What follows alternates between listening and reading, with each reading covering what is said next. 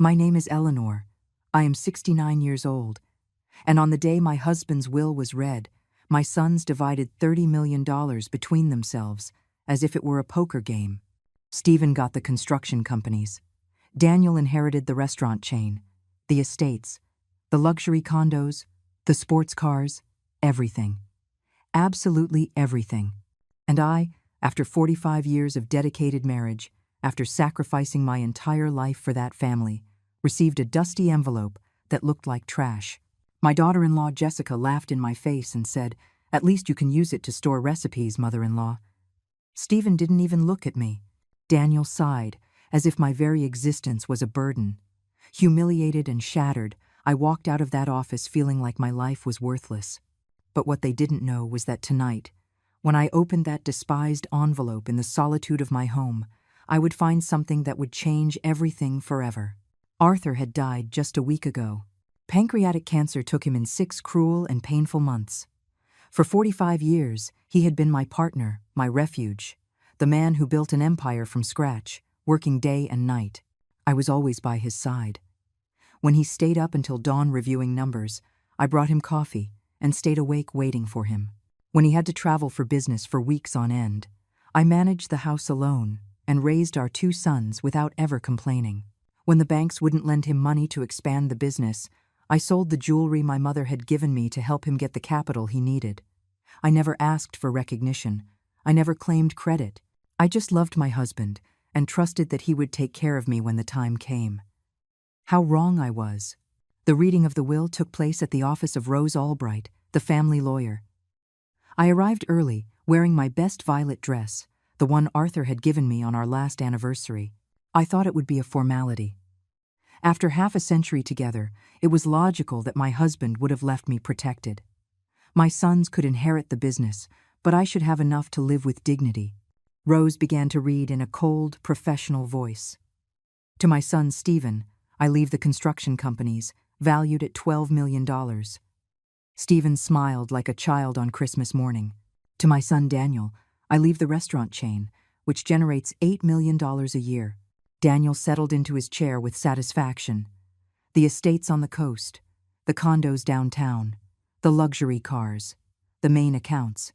Everything was divided between them like the spoils of war. $30 million were split equally while I sat there, invisible, waiting to hear my name. When Rose finished reading the endless list of properties my sons were inheriting, she paused. She looked at some papers and said, "For Mrs. Eleanor Herrera." My heart sped up. Finally, I was going to hear what the love of my life had left me. Rose continued, "I leave her this personal envelope," and she handed me a yellowish, dusty envelope that looked like it had been stored for years in some forgotten drawer. I took it with trembling hands while my sons exchanged satisfied glances. Jessica, my daughter-in-law, couldn't contain her laughter. "At least you can use it to store recipes, mother-in-law." Stephen didn't even look up from the documents he was reviewing. Daniel sighed, as if my presence were an annoyance to be tolerated. The envelope weighed almost nothing in my hands. It felt empty. It felt like a mockery. Rose closed the will folder and turned to my sons to explain the legal procedures they had to follow to take possession of their inheritance. They talked about wire transfers, deeds, and corporations. As if I wasn't there. As if I were a ghost sitting in that leather chair. I stood up slowly, put the envelope in my purse, and walked to the door. No one said goodbye. No one asked if I needed help. No one offered me a ride home. I left that office with a broken heart, feeling that 45 years of love and sacrifice had been reduced to a dusty envelope that probably contained a sentimental letter with no real value. I walked through the streets of the city, where I had lived my entire adult life, where I had built a family that now treated me like garbage, and I cried like I hadn't cried since I was an abandoned child. That night, sitting in the living room of my empty house, with the silence weighing like a tombstone on my shoulders, I decided to open the envelope. My hands trembled as I broke the yellowed seal. Inside was a single folded sheet of paper. I unfolded it slowly and read the words written in Arthur's unmistakable handwriting. Arthur's handwriting was unmistakable. That elegant script I had seen in thousands of love letters during our courtship, on birthday cards, on notes he left me in the kitchen before he went to work. But this time, the words I read took my breath away. For the woman who always truly loved me. Bank account number 847291635CHE Swiss International Bank, Geneva. And below that, a line that made me tremble. What you find here is only the beginning. They didn't deserve to know the truth, but you do. My heart began to beat so hard I thought it would burst out of my chest. A Swiss bank account? What was Arthur talking about? For 45 years of marriage, he had told me everything about his businesses, or so I thought. What secrets had he kept? What truth was it that my sons didn't deserve to know? I stayed up all night, tossing and turning in bed, with that piece of paper clutched to my chest. The next day, I called the bank. My shaky English was met by an operator who spoke perfectly. I gave her the account number, my personal information, and after a wait that felt like an eternity, I heard the words that changed my life forever. Mrs. Herrera, the current balance in your account is 100 million United States dollars. 100 million. The phone slipped from my hands and fell to the floor. $100 million. More than 3 times what my sons had inherited combined. I sat on the kitchen floor, shaking, trying to process what I had just heard. Arthur had left me a secret fortune, a fortune that no one knew about, a fortune that made the 30 million from the official will look like pocket change. But that wasn't all, the operator continued.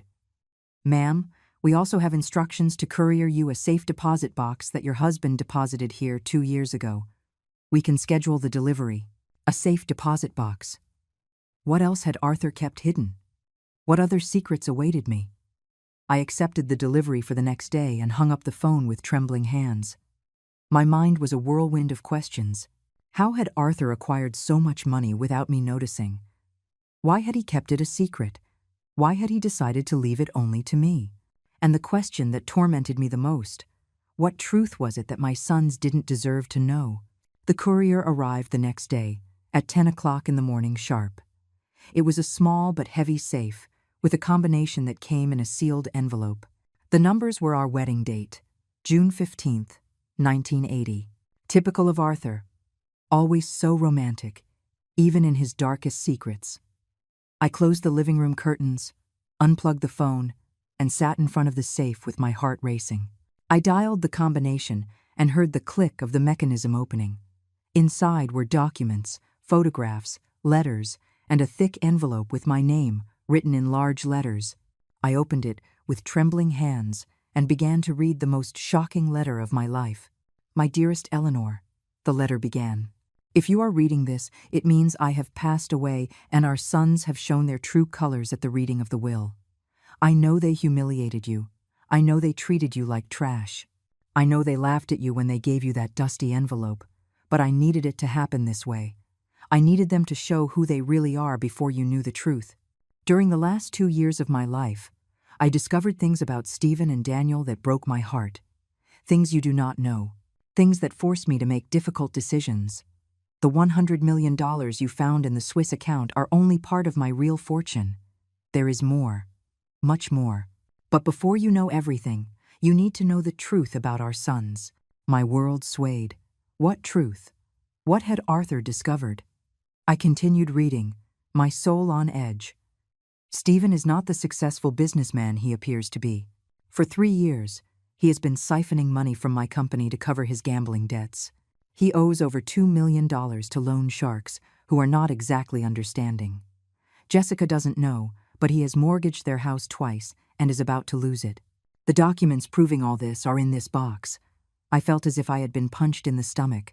My older son, who had always been my pride, was a compulsive gambler who had stolen from the family business. But the letter continued, and what I read about Daniel was even worse. Daniel has a cocaine addiction that he has been hiding for 5 years. He has secretly sold 3 properties I had given him to finance his habit. But the most serious thing is that he is involved with drug traffickers who are blackmailing him. They threatened to kill him if he didn't pay them $500,000 by the end of the year. The documents of his debts and the photographs proving his addiction are also in this box. Tears began to stream down my cheeks. How had I been so blind? How had I not realized that my sons were destroying their lives? Arthur's letter continued, revealing darker and darker secrets. But what hurts me the most, my love, is what they plan to do with you. I heard them talking one night in my study. They thought I was asleep from the medication, but I heard every word. Stephen told Daniel that when I died, they had to get rid of you as quickly as possible. Jessica suggested they declare you mentally incompetent and have you committed to a nursing home. Daniel said it would be easy to get a doctor to sign the necessary papers. They wanted to take your share of the inheritance and lock you away somewhere you wouldn't be an inconvenience to their plans. The paper grew damp with my tears. My own sons, my own flesh and blood. They had planned to lock me away like a sick animal to steal my money. That's why I made the decision to protect you, Arthur continued. That's why I moved the bulk of my fortune to accounts only you can access. That's why I let them have the crumbs from the official will, while you have access to the real inheritance. The $100 million are just the beginning, my love. There are properties in Europe, investments in Asia, accounts in tax havens. In total, more than $200 million that are now yours. But I also leave you something more valuable, the truth. And with that truth, the power to decide what to do with our sons. My hands were shaking so much I could barely hold the letter. $200 million, a fortune that made my son's official inheritance look like loose change. The letter ended with a sentence that was seared into my soul.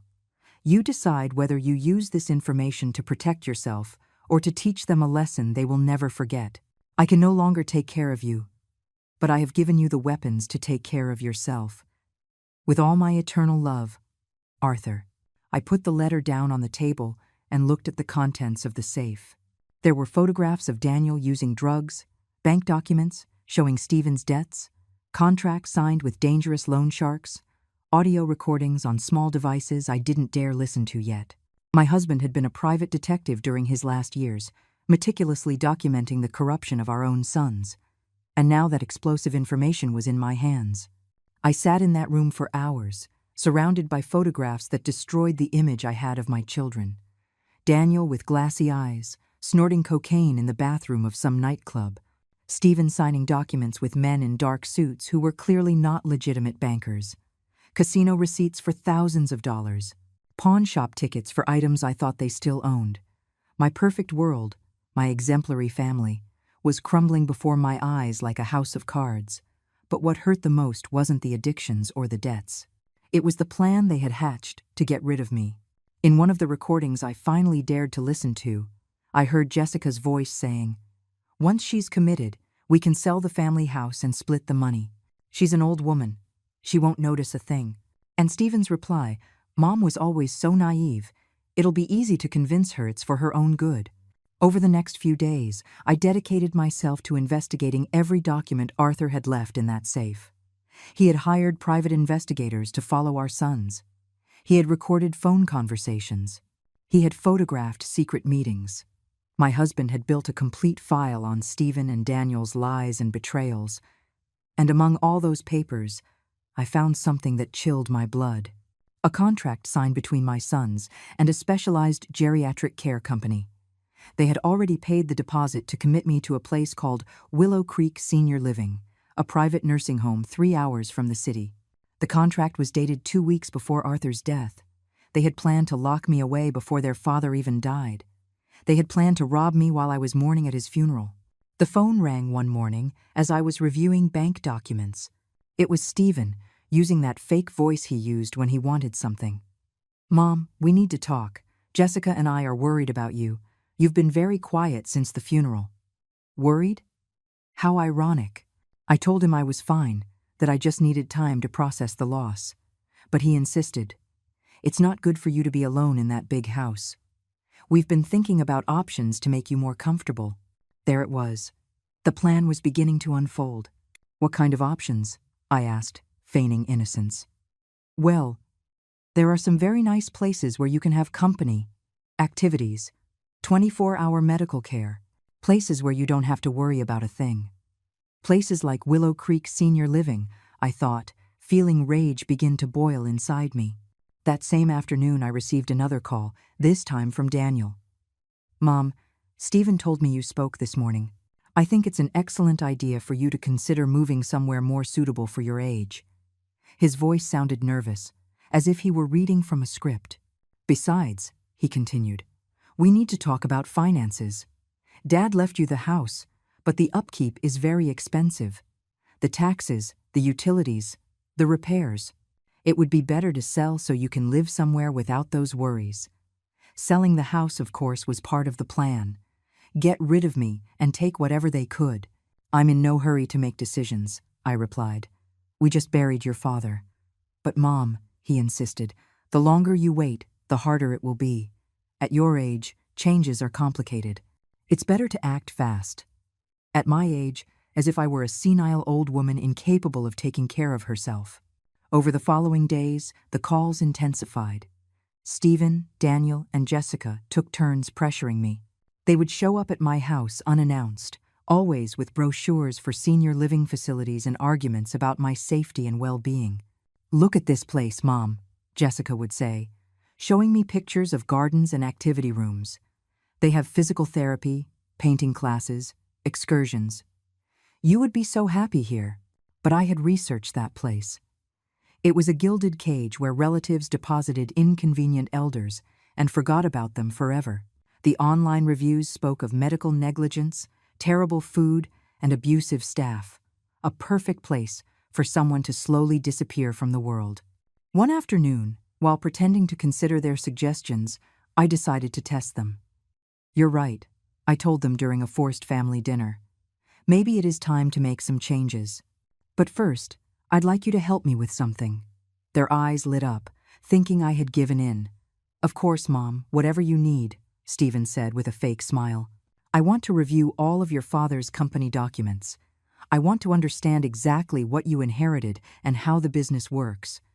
The silence that followed was deafening. Stephen and Daniel exchanged nervous glances. Don't worry about that, Mom, Daniel said quickly. We'll take care of everything. You don't have to bother with paperwork. But I insist, I continued. After 45 years of building that empire with your father, I have a right to know what will happen to it. Jessica chimed in with that condescending smile. I hated so much. Mother-in-law, those things are very complicated. Numbers, taxes, contracts. It's better to let the men handle it while you relax in your new home. The men. As if I were a child incapable of understanding basic math. Besides, Stephen added, we've already made some important decisions. We've sold one of the estates to pay off company debts. Sold an estate?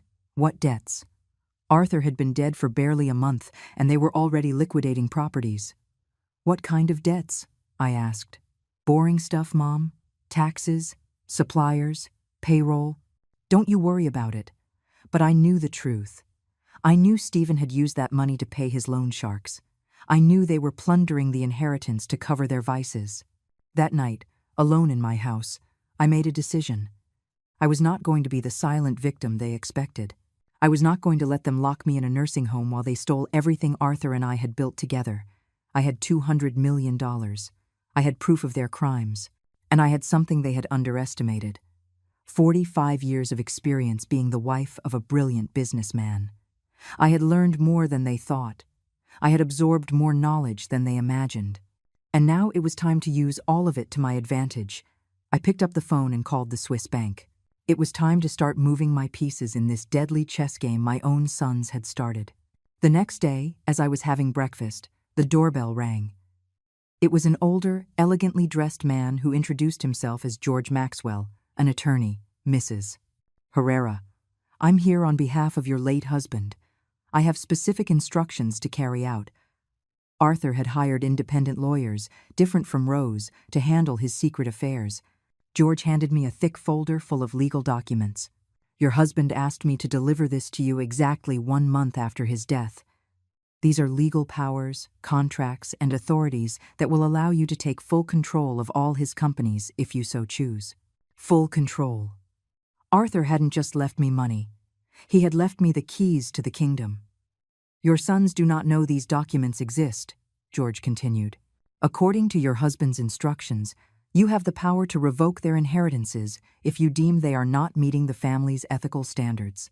George Maxwell sat in my living room and began to explain documents that seemed to come from a spy movie. Your husband was very meticulous, Mrs. Herrera. These contracts grant you 51% of the shares in all the family businesses. On paper, your sons inherited control, but legally, you are the majority shareholder. My head was spinning as I tried to process the information. How is that possible? The will rose red. That will, George interrupted, only covered the visible assets. Your husband created a complex corporate structure where the companies are under the umbrella of a family holding company. And you, Mrs. Herrera, are the owner of that holding company. Arthur had been playing chess, while we all thought he was playing checkers. He had built a perfect legal trap, disguised as a generous inheritance for his sons. But there's more, George continued, opening another folder. Your husband also tasked me with investigating your son's activities for the last 3 years. What we discovered is enough to completely nullify their inheritances, and in some cases, to initiate criminal proceedings. He showed me photographs I had already seen in the safe, but also new documents. Irregular bank transfers, fraudulent contracts, fake invoices. Stephen has been diverting funds from the construction company to pay gambling debts. In total, he has stolen nearly $3 million. Daniel has used company vehicles to transport drugs, turning the family restaurants into money laundering centers. Each revelation was like a hammer blow to my chest. How had I raised 2 criminals without realizing it? George took out an audio recorder and played it. I immediately recognized my son's voices. When the old lady is locked up, Stephen was saying, we can liquidate everything and get out of the country. With 50 million each, we can start over in Europe. Daniel's voice replied, yeah, but we have to act fast. The cartel is pressuring me for the money I owe. If I don't pay them soon, they're going to start killing people. Don't worry, Stephen continued.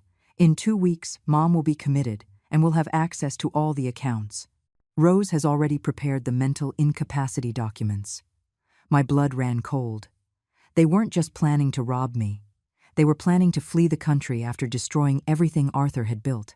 Your husband recorded this conversation 3 weeks before he died, George explained.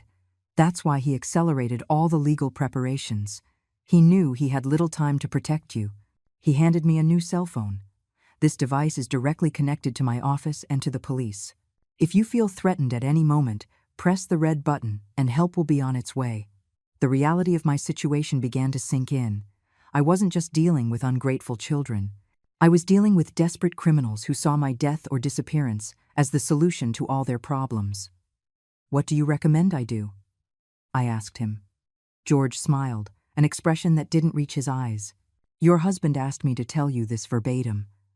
Eleanor, you are stronger and smarter than they think. It's time they found out who they're messing with.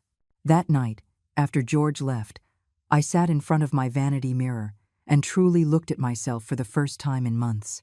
I saw a 69-year-old woman, with gray hair I had let grow naturally, with wrinkles that told the story of 4 decades of smiles and tears. But I also saw something I had forgotten existed: fierceness. For all those years of being the perfect wife, the selfless mother, I had buried the fighter I had been in my youth. The woman who had sold her jewelry to help Arthur build his empire, the woman who had worked double shifts when money was tight, the woman who had fought against banks, suppliers, and competitors to protect her family. That woman was still there, dormant but not dead, and it was time to wake her up. The next day, I began my counterattack. First, I called the bank and transferred $10 million to a local account. I needed immediate liquidity for what I had planned. Next, I hired a private security firm to watch my house 24 hours a day. If my sons planned to speed up my commitment, they were going to meet more resistance than they expected. I also hired a forensic accountant to audit all the family businesses. I wanted official documentation of every penny they had stolen. Finally, I visited 3 different criminal defense attorneys and gave them copies of all the evidence I had against Stephen and Daniel. I wanted to be prepared for any scenario. Stephen showed up at my house, unannounced, on Friday morning. He was accompanied by Jessica and a man who introduced himself as Dr. Evans, a specialist in geriatrics. The plan was in motion. "Mom," Stephen said with that fake smile that now nauseated me, We brought the doctor to give you a general checkup. We just want to make sure you're okay." The supposed doctor carried a black briefcase and a condescending attitude that made my blood boil. "I don't need a checkup," I replied firmly. "I feel perfectly fine." "But Mom," Jessica insisted, "at your age, it's important to have regular checkups. The doctor just wants to ask you a few simple questions." Simple questions.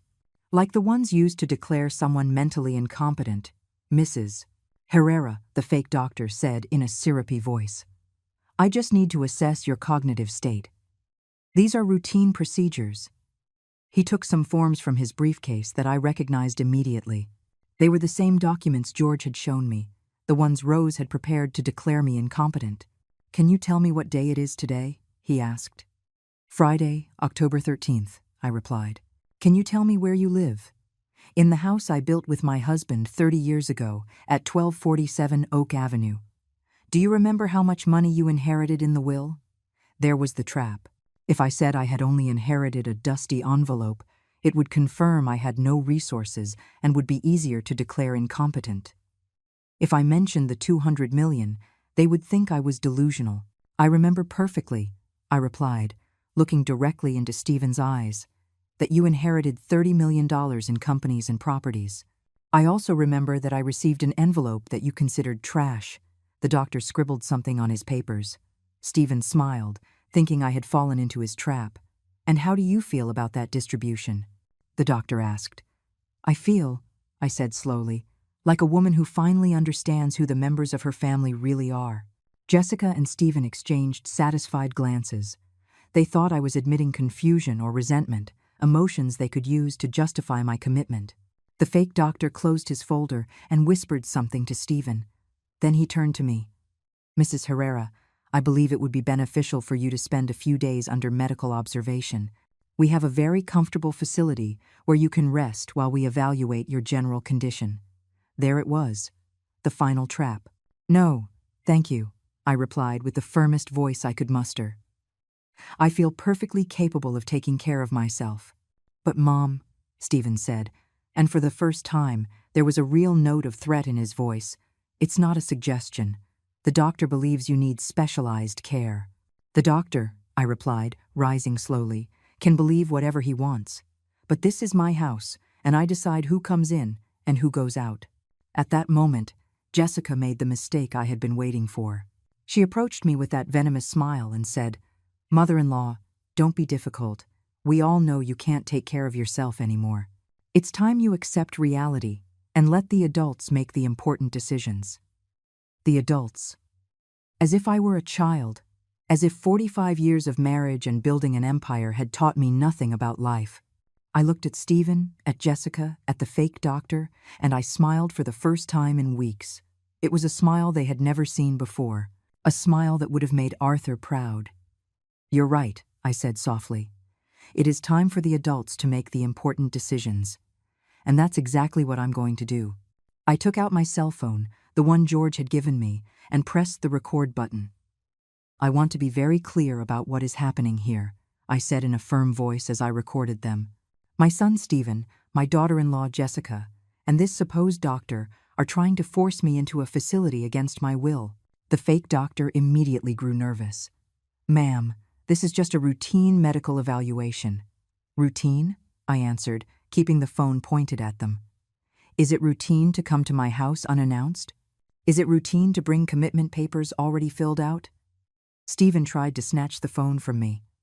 "Mom, put that thing away. You're acting irrational."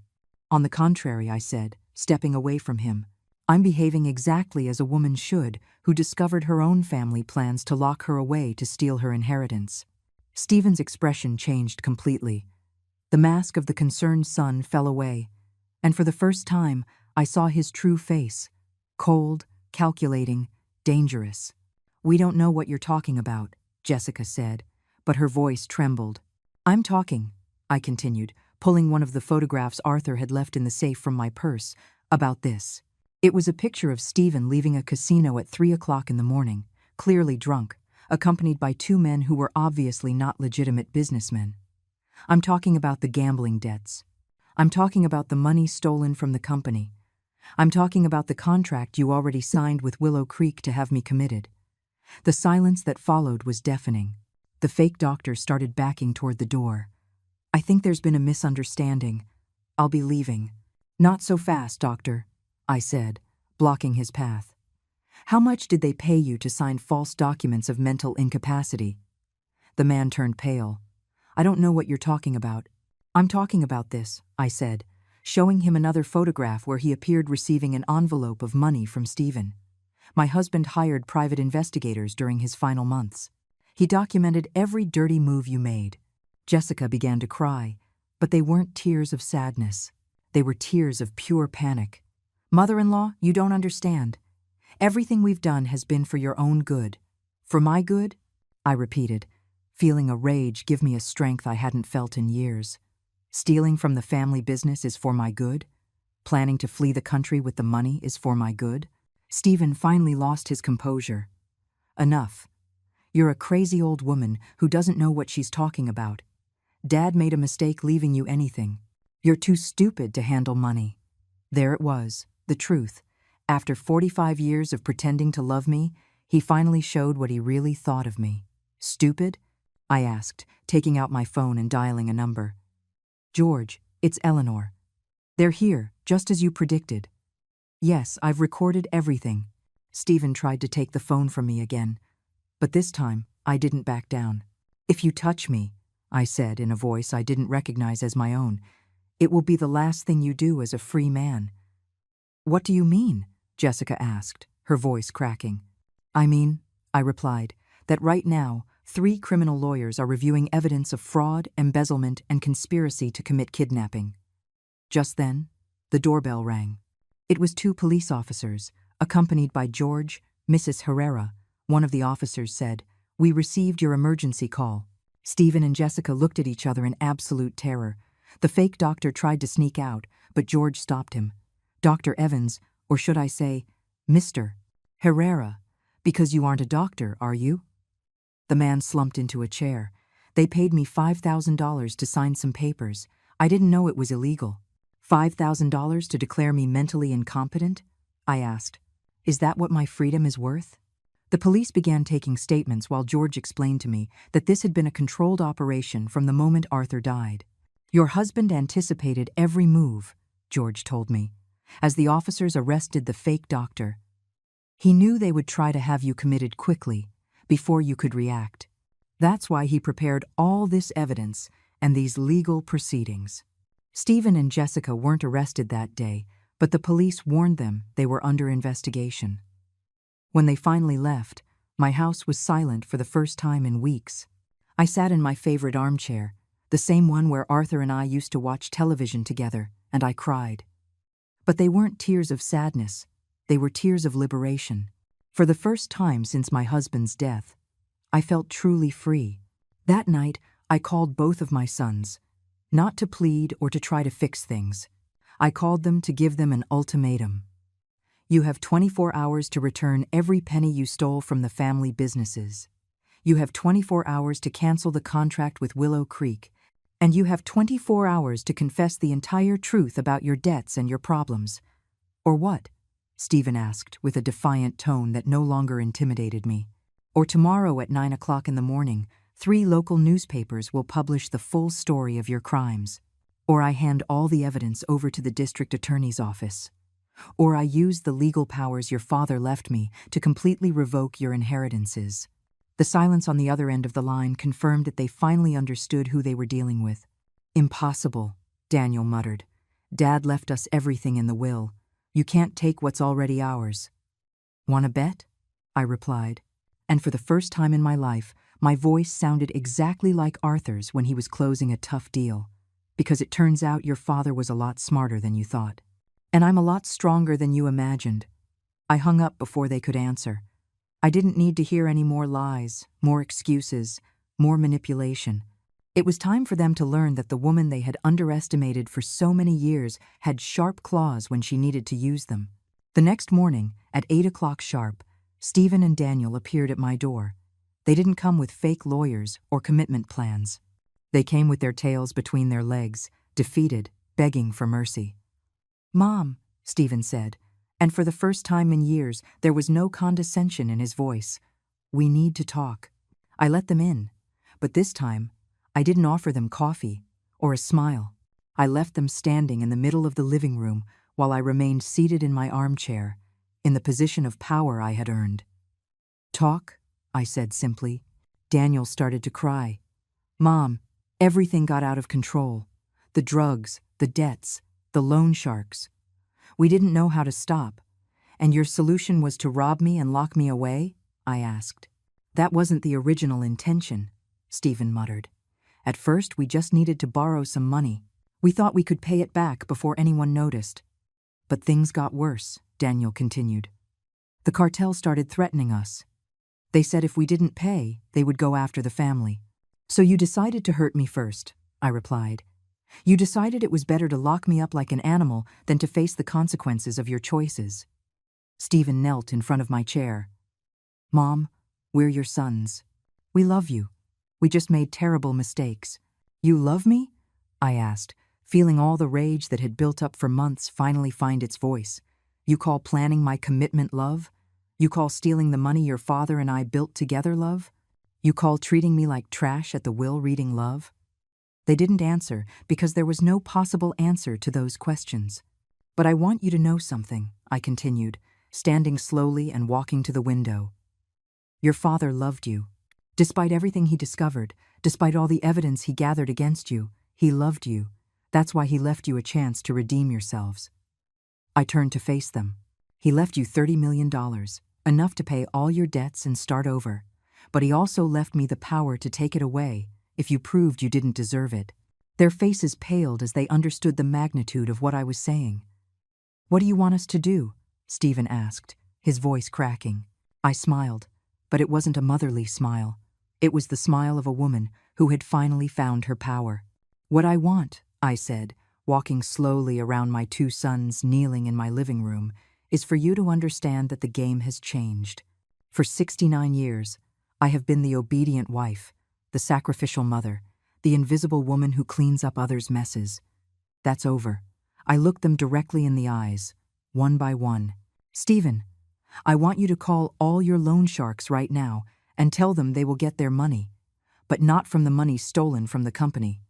They will get it from your own inheritance." His face fell. "Mom, if I do that, I'll have nothing left. The debts are more than $3 million. "Exactly," I replied, showing not a shred of compassion. "You'll be left with exactly what you deserve after stealing from the family business for 3 years. Daniel," I continued, turning to my younger son, "you are going to check into a rehabilitation center. Not one of those luxury places where the rich go to pretend they're getting better. A real place where they will work with you seriously." "Mom, I can quit on my own. I don't need rehab," he protested. "How were you able to quit gambling on your own?" I asked Stephen. "How were you able to stop stealing money on your own?" "No, my sons. Addicts don't get better on their own.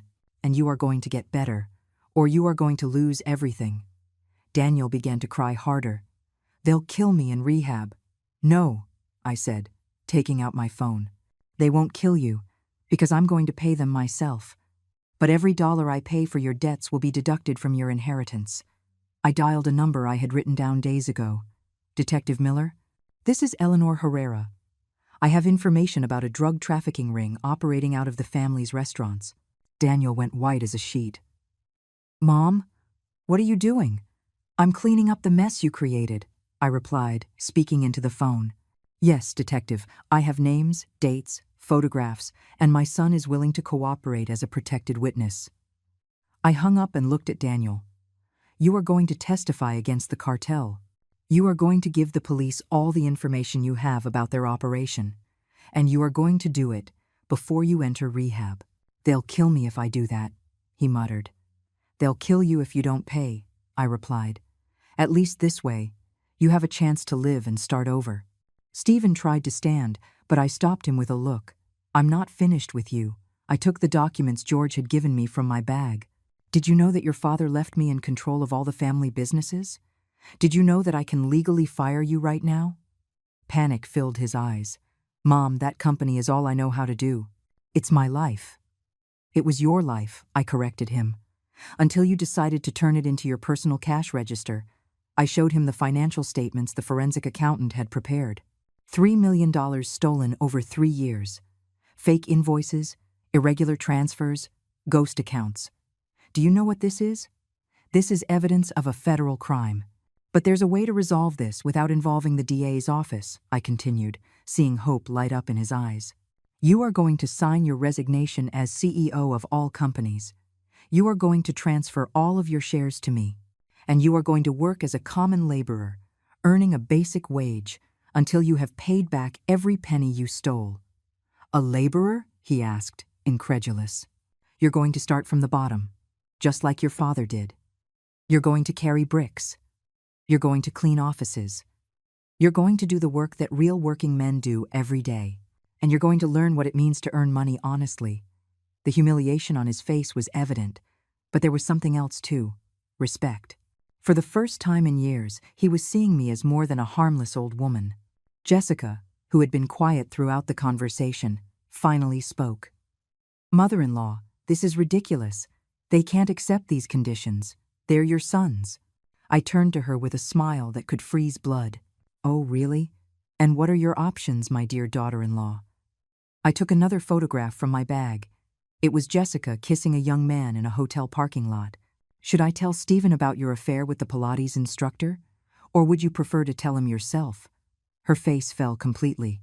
Or would you prefer I tell him about the $50,000 you've been siphoning from the family account to buy yourself clothes and jewelry?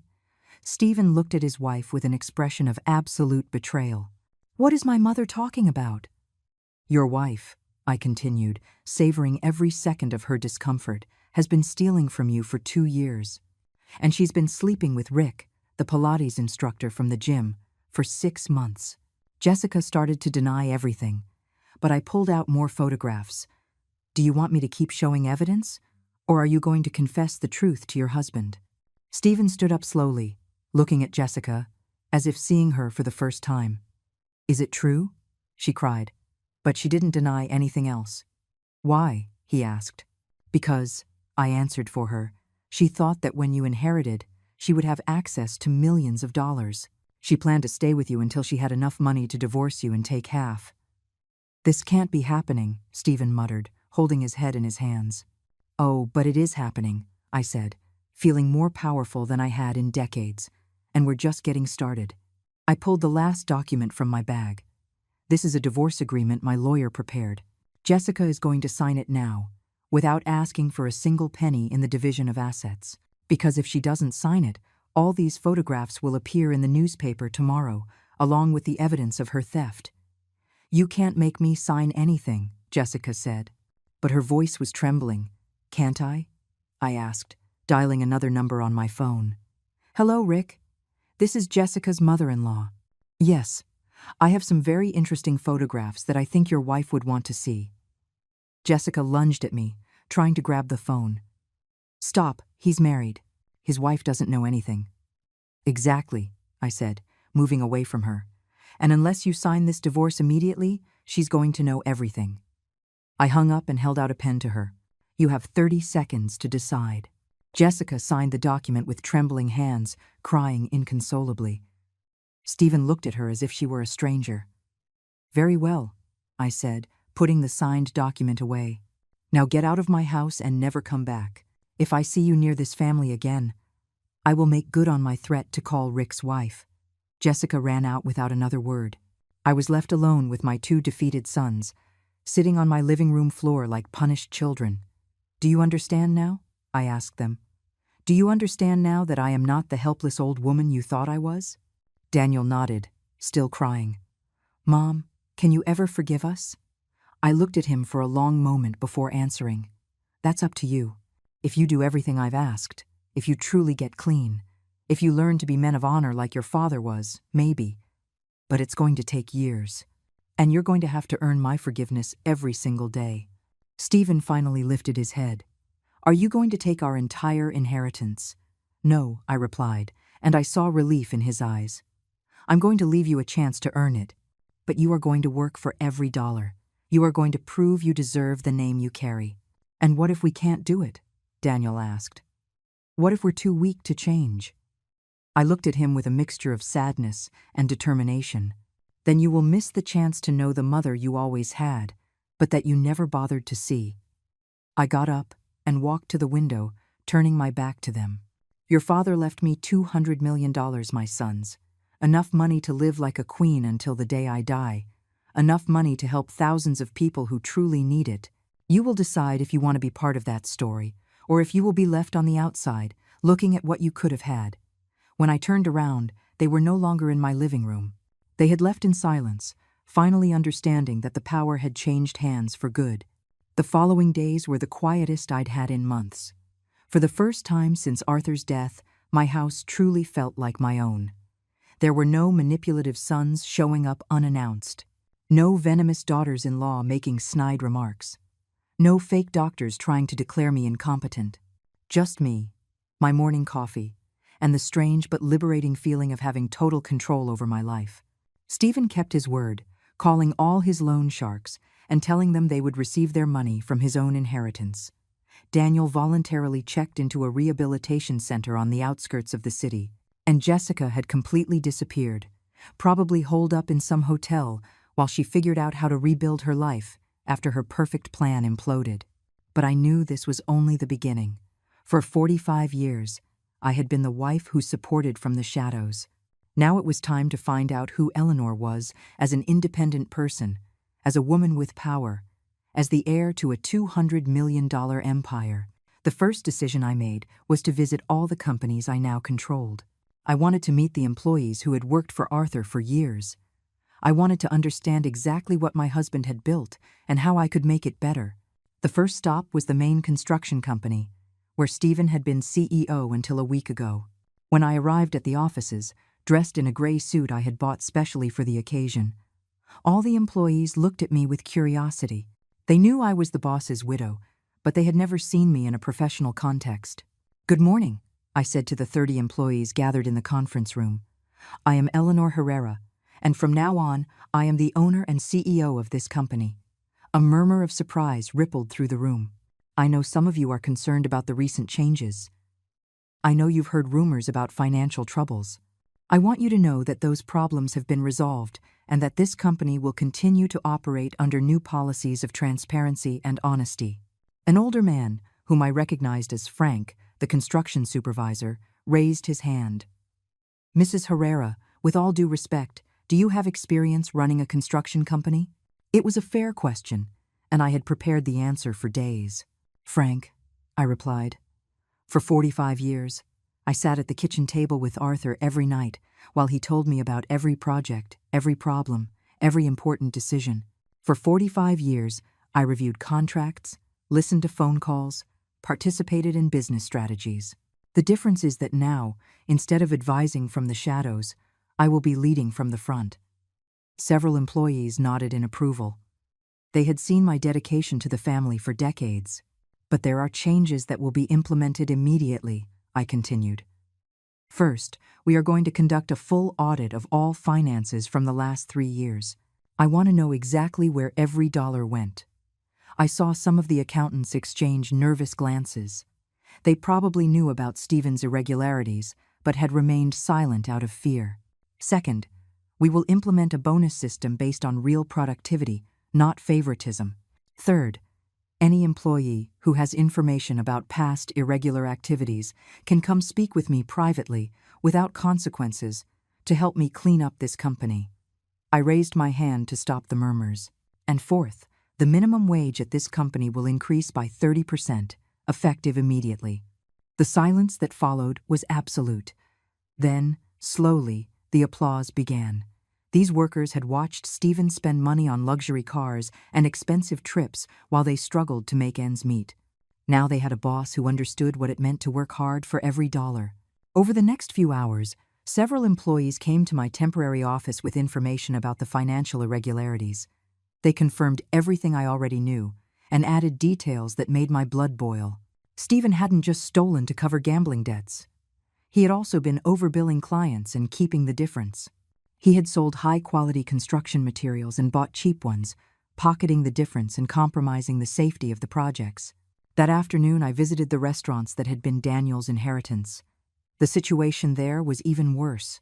The managers confirmed that for months they had been pressured to accept special clients who paid in cash and didn't want receipts. The money laundering had been so blatant that several employees had considered quitting rather than be complicit. "Why didn't you say anything?" I asked them. "Mrs. Herrera," replied Gloria, the manager of the main restaurant. "Mr. Daniel told us that if we spoke to anyone about the special clients, we would lose our jobs. Some of us have families to feed." The rage I felt at that moment was volcanic. My sons hadn't just stolen money. They had intimidated honest workers into being accomplices to their crimes. But I also discovered something beautiful during those visits. I discovered that Arthur's employees were hardworking, honest people who had genuinely respected my husband and were willing to respect my leadership if I proved to be fair. I discovered that I had natural business instincts that I had developed over decades without realizing it. I discovered that when I spoke with real authority, based on knowledge and experience, people listened. And I discovered something more important, that I liked having power. I liked making decisions. I liked being the boss instead of the invisible wife. That night, sitting in my study with a glass of wine and the company's financial statements spread across the desk, I called George. "How are the criminal investigations going?" I asked. "Very well," he replied. "Daniel is cooperating fully with the police from the rehab center. His testimony is going to dismantle the entire drug trafficking network that was operating in the restaurants. It's going to be a major case. And Stephen? Stephen is complying with the payments to his loan sharks. He started working as a laborer on one of his own construction sites. The employees are. Let's just say they're enjoying watching him carry bricks under the sundae." I laughed for the first time in weeks. Poetic justice tasted sweet. "But there's something else I need to discuss with you," I continued. "I want to establish a charitable foundation. I want to use part of this $200 million to help older women who are in vulnerable situations." George was quiet for a moment. "Women like you would have been if Arthur hadn't protected you." "Exactly," I replied. "Women whose children abandon or mistreat them. Women who have no resources to defend themselves. Women whom society considers invisible simply because they are older. That's a beautiful idea, Eleanor. Your husband would be proud." "I hope so," I murmured, touching the photograph of Arthur I had on my desk. The days passed, and slowly I began to rebuild not only the businesses, but also my relationship with my sons. Stephen came to visit me every Sunday after his week of physical labor. He was thinner, more humble, but also more real than he had been in years.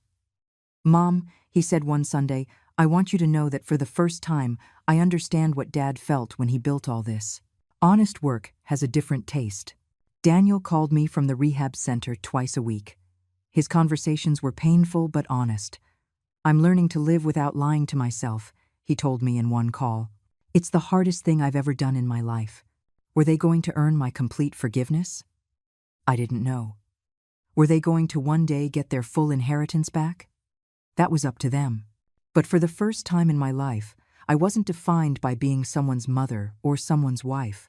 I was Eleanor, a businesswoman, a philanthropist, a powerful woman in my own right.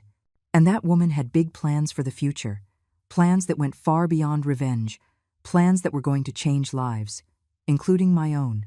Arthur had given me the tools to defend myself, but I had chosen to use them for something bigger, to become the woman I always had the potential to be, but never had the chance to discover.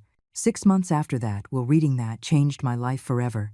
I found myself standing in front of my bedroom mirror, preparing for the most important event since Arthur's death. That night was the launch of the Arthur and Eleanor Herrera Foundation for Vulnerable Senior Women. I was wearing a gold dress that I had chosen, especially for the occasion, not because it was the most expensive, but because it was the color of strength, the color of the power I had discovered within myself. As I put on the earrings Arthur had given me for our 20th anniversary, I thought about everything that had changed since that night I opened the dusty envelope my sons had despised. The foundation had already helped over 200 older women in its first few months of operation. Women like Rose, 73, whose children had emptied her bank account and left her living in deplorable conditions. Like Carmen, 68, who had been a victim of domestic violence for decades and finally found the courage to escape. like Patricia, 75, whose family had tried to declare her mentally incompetent to steal her pension. Every story I heard reminded me how close I had come to becoming one of those victims. And every woman we helped confirmed that I had made the right decisions. The phone rang as I finished getting ready. It was Stephen. Over these 6 months, our conversations had slowly evolved from hostility to something resembling mutual respect. "Mom," he said, and his voice sounded different, more mature. "I wanted to wish you luck at the launch tonight." "Thank you," I replied, surprised by the sincerity in his tone. "How are things at the construction site?" "Good," he answered. "We finished the affordable housing project you proposed today, seeing the families move into their new homes. I get why Dad loved this business. It was true. I had turned part of the construction company into a project for low-income housing. It was profitable, but it also had a social purpose that filled my heart." "Mom," Stephen continued, "I know I have no right to ask you for anything, but can I come to the launch tonight?" The question took me by surprise. For months, I had kept my sons away from my new projects, not as punishment, but because I needed space to discover who I was without them. "Why do you want to come?" I asked. "Because," he said, and I heard real emotion in his voice. "I'm proud of you. Because I want people to know that I'm your son. Because for 35 years, I thought you were just my mom, and now I realize you are Eleanor Herrera, an extraordinary woman who just happens to be my mother." Tears began to roll down my cheeks. Those were the words I had waited decades to hear. "You can come," I finally said, "but you will come as a guest, not as privileged family. You will sit with everyone else, and you will listen to what I have built without your help." "Understood," he replied. "And Daniel?" "Daniel gets out of rehab next week. If he stays clean, if he continues to cooperate with the police, if he proves he has truly changed, then we can talk about his future in the family." I hung up the phone feeling a strange mix of hope and caution. My sons were changing, but I had learned not to blindly trust promises. This time they would have to prove their transformation with actions, not words. The launch event was held in the main ballroom of the city's most elegant hotel. Over 300 people had arrived. Business leaders, politicians, social workers, and especially older women who had found a second chance in our foundation. As I walked among the guests, greeting and thanking them for their support, I felt more alive than I had in years. These were my people now, not the family that had betrayed me, but the community I had chosen to build, the community of people who believed in second chances and in the dignity of older women. George approached me with a huge smile. "Eleanor, this is incredible. I've never seen such a positive response for a new foundation." "It's because the need was real," I replied. "For decades, we older women have been invisible to society. It was time someone saw us." At that moment, I saw Stephen enter the ballroom. He was wearing a simple suit, nothing fancy, and he walked with a humility I had never seen in him before. Several guests recognized him, and I could see the curiosity on their faces as to why the son who had been disinherited was present at his mother's event. Stephen didn't try to approach me or claim any attention. He simply sat at a table in the back and waited. When it was time for my inaugural speech, I went up to the podium feeling a mix of nerves and excitement. Before me were 300 people who had come to support my vision. Behind me was the giant photograph of Arthur and me on our wedding day, reminding me where this journey had begun. "Good evening," I began, and my voice sounded stronger than I expected. 7 months ago, I was a 69-year-old widow who thought her life had ended with her husband's death. I thought my role in the world had been reduced to being the invisible mother of 2 adult sons and the grandmother who waited for occasional visits. "But," I continued, feeling confidence grow in my chest, "I discovered that life can begin at any age if we have the courage to make the hard decisions. I discovered that being older does not mean being invisible. I discovered that being 69 years old doesn't disqualify me from starting a new career, a new mission, a new version of myself." The applause started slowly and grew into a standing ovation. I saw tears in the eyes of many of the older women in the audience. They knew exactly what I was talking about because they had lived the same invisibility, the same underestimation. "This foundation," I continued when the applause died down, "exists because all women, regardless of their age, deserve dignity, respect, and opportunity. It exists because no woman should feel invisible or disposable simply because society has decided her value diminishes with the years. I searched for Stephen in the crowd. He was crying openly, with a look of pride and regret mixed on his face. This foundation also exists because I learned that forgiveness isn't something you give away. It's something that's earned. And that second chances are powerful, but only when they are accompanied by real change. I finished my speech by telling the story of an older woman who had come to our foundation last week. Her children had sold her house while she was in the hospital and split the money. When she was discharged, she had nowhere to live, and her own children told her to fend for herself. That woman, I said, now has a decent apartment, legal support to recover what was stolen from her, and a part-time job at our foundation helping other women in similar situations.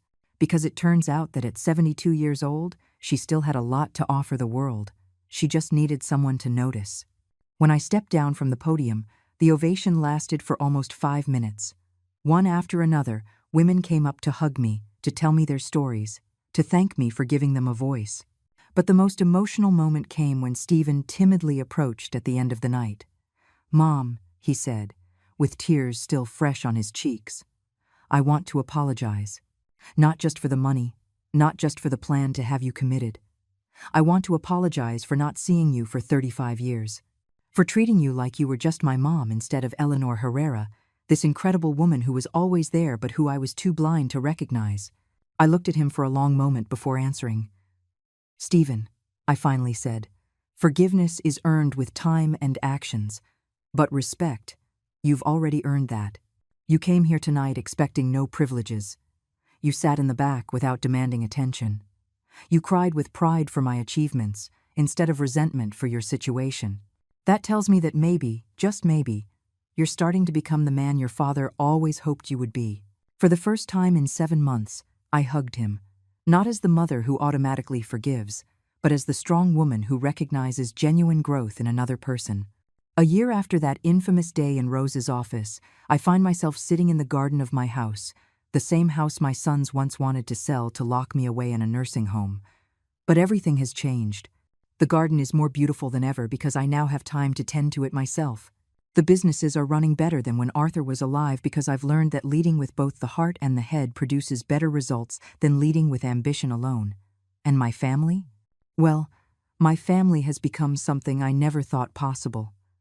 A real family, based on mutual respect instead of false obligations.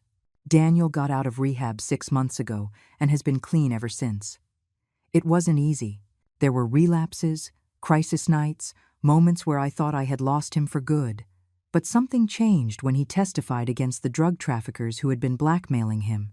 Seeing those criminals go to prison because of his testimony gave him a purpose that drugs never could. He now works at the foundation, helping other recovering addicts. His salary is modest compared to what he used to have, but he tells me it's the first money he's earned that he feels truly proud of. "Mom," he told me last week, "I never thought helping other people could fill the void I was trying to fill with cocaine." Stephen has also changed, though his path has been different. After a year working as a laborer on his own construction sites, I promoted him to supervisor, not out of favoritism, but because the other workers respected his transformation. He had learned what it means to earn every dollar with honest sweat. He had learned the names of all the employees, their family stories, their real needs. "It's strange," he told me a few days ago, as we had coffee in my kitchen, "but I feel like I'm only now understanding what Dad built. It wasn't just money. It was a community of people who depended on us to feed their families. He had divorced Jessica, who had vanished from our lives as quickly as she had appeared. We didn't know where she was, nor did we care to know. But the biggest change wasn't in my sons, it was in me.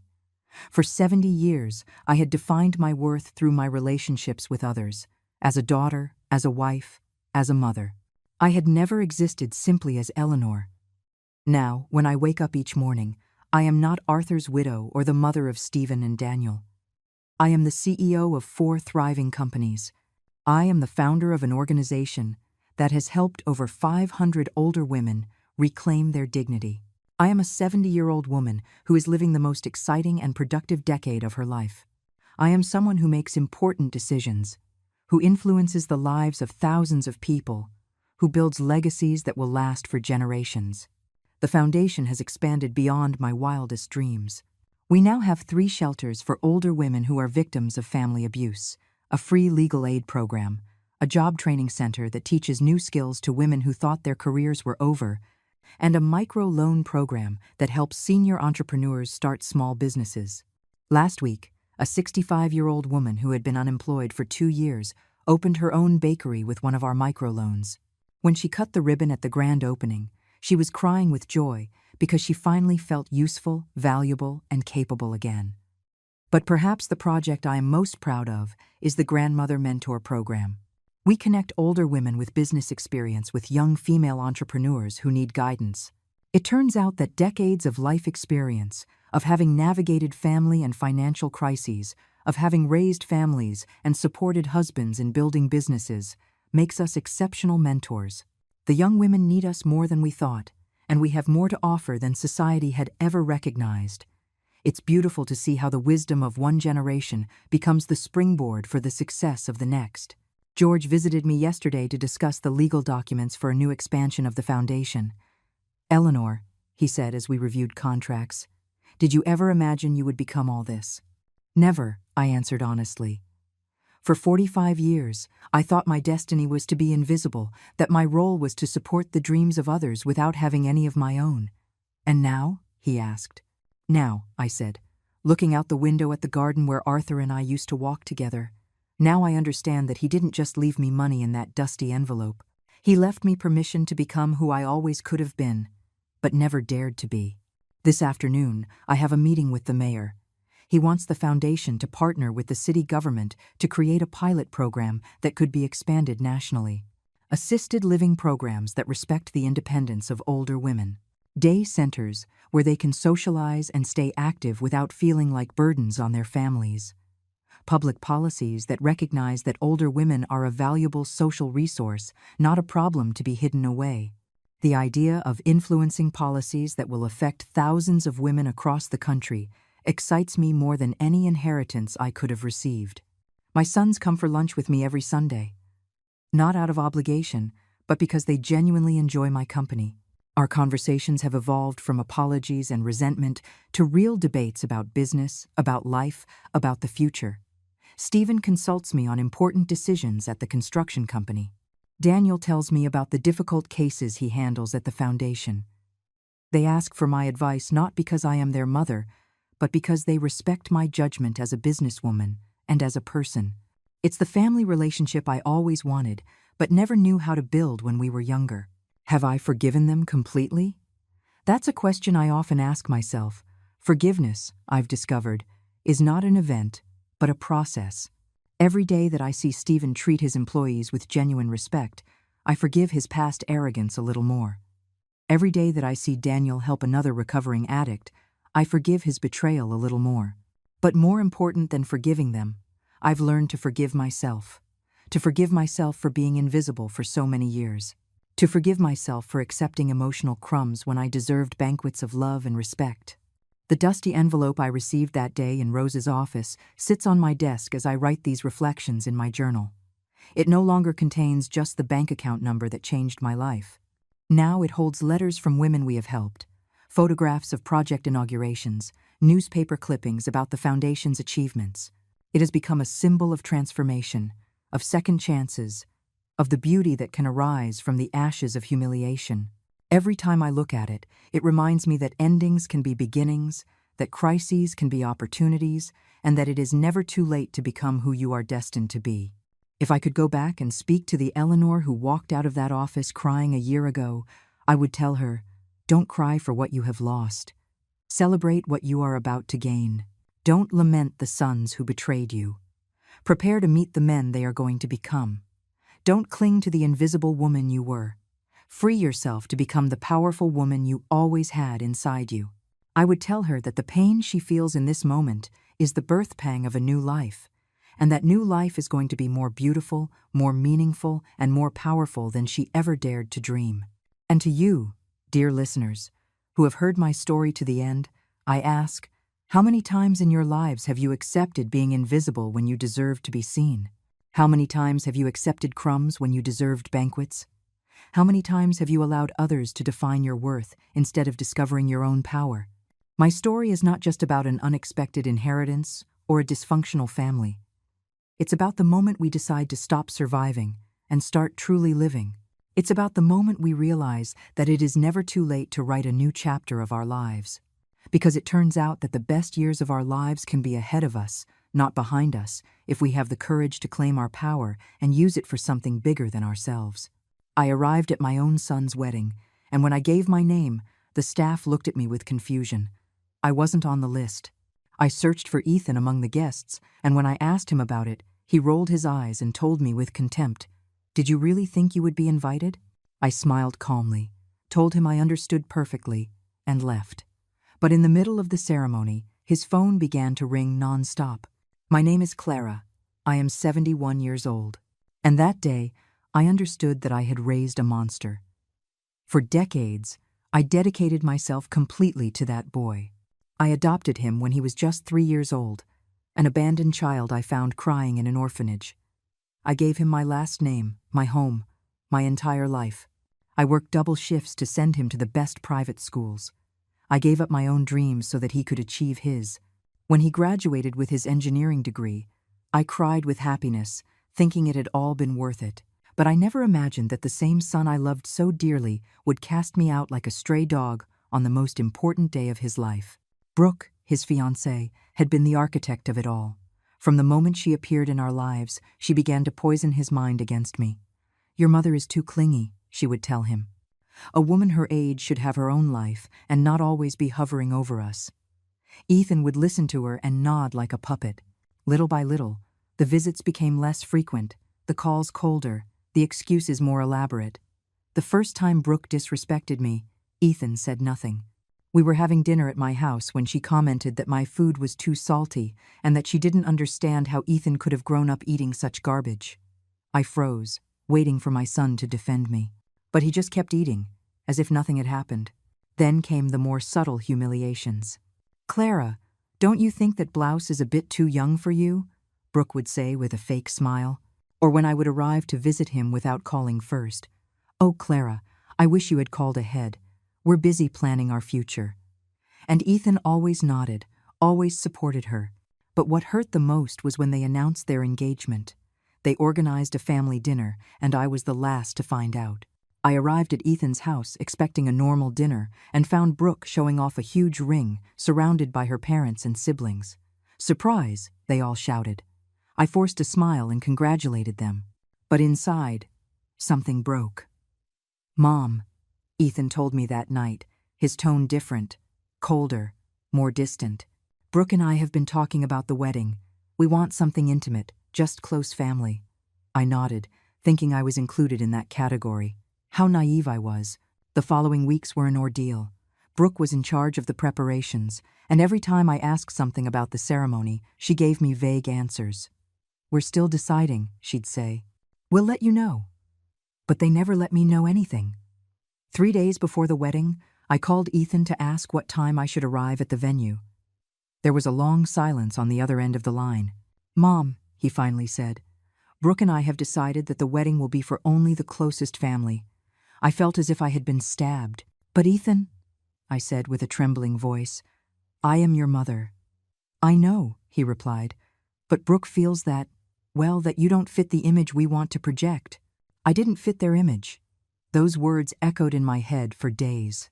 The woman who had sacrificed everything for him, who had worked to the point of exhaustion to give him a decent life, who had given up love and my own dreams, did not fit their image.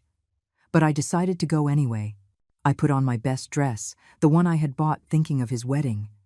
I did my hair and took a taxi to the venue. I thought that maybe, upon seeing me there, Ethan would have a change of heart, that he would remember everything we had been through together. All the nights I stayed awake when he was sick, all the sacrifices I made, I couldn't have been more wrong. When I arrived at the venue and gave my name at the reception, the staff checked the list once, twice, 3 times. "I'm sorry, ma'am, but your name isn't on here," the receptionist told me with an uncomfortable smile. There must be a mistake, I insisted. I'm Ethan's mother. It was then that I saw him approaching, elegant in his tuxedo, with that smile I knew so well. Mom, what are you doing here? He asked me. But his tone wasn't one of surprise, it was one of annoyance. Ethan, son, I came to your wedding. I told him. My name isn't on the list, but it must be a mistake. He looked at me with a coldness I had never seen before. It's not a mistake, Mom. I told you it was for close family only. But I am your family, I pleaded. I am your mother. Ethan sighed and rolled his eyes. Did you really think you were going to be invited after everything you've done? Those words hit me like a punch. Everything I've done? Ethan, I gave you everything. Exactly, he said with contempt. Always giving, always smothering, always meddling in my life. Brooke is right. You never knew your place. At that moment, Brooke arrived, radiant in her wedding dress. And when she saw me, her smile froze. What is she doing here? She asked Ethan, as if I were invisible. She's just leaving, he replied without looking at me. Right, Mom? I could have started crying, I could have pleaded, I could have made a scene. But instead, I smiled. A calm, serene smile that unsettled them both. I understand perfectly, I told them. Have a beautiful wedding. And I left. But as I walked towards the exit, I took out my phone and dialed a number. Samuel? I said when he answered.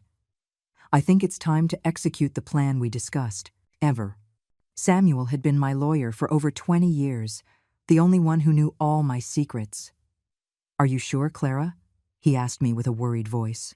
Once we do this, there's no going back. Completely sure, I replied as I got into the taxi. Ethan just showed me that I am worthless to him. It's time for him to learn what he's really going to lose. As the taxi drove away from the venue, my phone began to vibrate with messages. But they weren't from Ethan asking where I was or apologizing for what had happened. They were from Brooke, furious that I had shown up at her wedding. How dare you show up without an invitation? You have no dignity, one of her messages read. Ethan is upset with you. I hope you're happy for ruining our special day. Ruining their special day. That woman truly believed that my 5-minute presence had ruined anything. She had no idea what it really meant to ruin something. But she was about to learn very soon. I arrived home, and for the first time in months, I felt strangely calm. For years, I had been walking on eggshells, trying not to bother Ethan, not to inconvenience Brooke, to be the perfect mother-in-law who doesn't meddle but is always there when needed. But that night, as I took off the dress I had bought for a wedding I wasn't invited to, I made the most important decision of my life. I was retiring.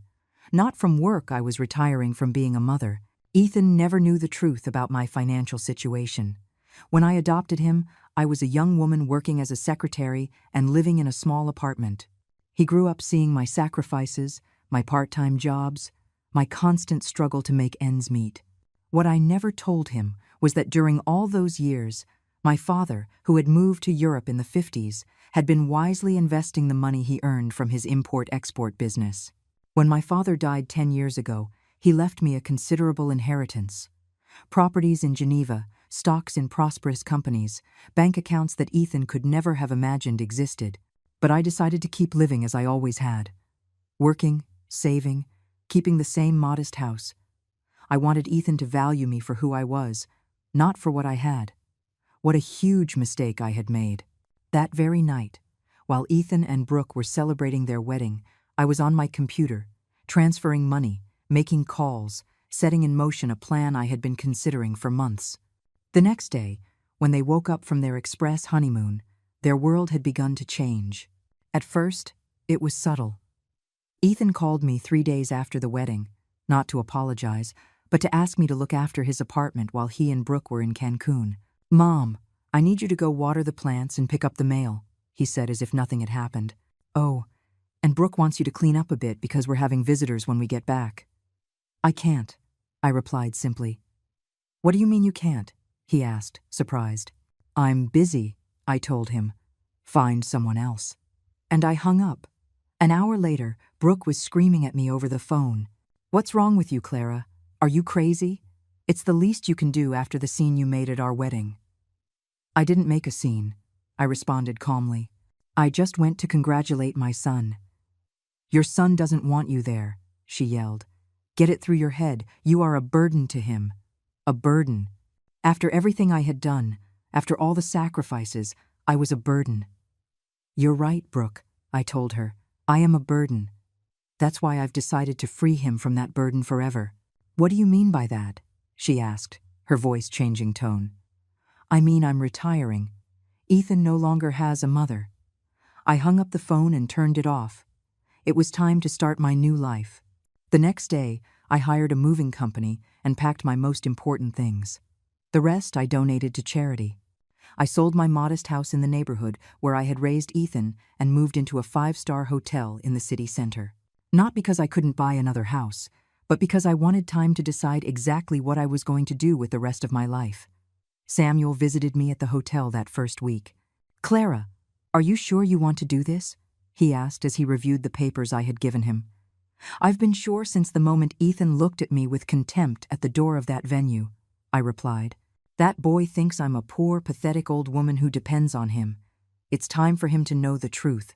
The papers Samuel held in his hands were property transfer documents, bank statements, and something Ethan had never seen: the deed to the house he lived in. The house he thought he had bought with his mortgage was actually purchased by me. I had paid the down payment. I had co-signed the loan.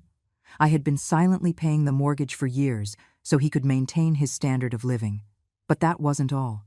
The company where Ethan worked as an engineer also had a secret. The owner, Mr. Harrison, was a business partner of my father's from Europe. When Ethan graduated, I had spoken to Mr. Harrison to give my son a chance. Not only did he get him the job, but for years he had been receiving reports on his performance. Ethan was a mediocre employee who had kept his job more because of my influence than his talent. Brooke also had no idea who she had really married. Her brand new husband, the successful engineer she bragged so much about, was actually the adopted son of a woman who could buy and sell his entire family without blinking.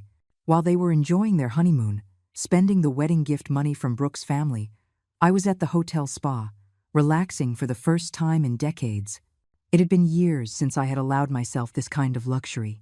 I had always been so busy working for Ethan, worrying about Ethan, living for Ethan, that I had forgotten to live for myself. It was during a relaxing massage that I made my next decision.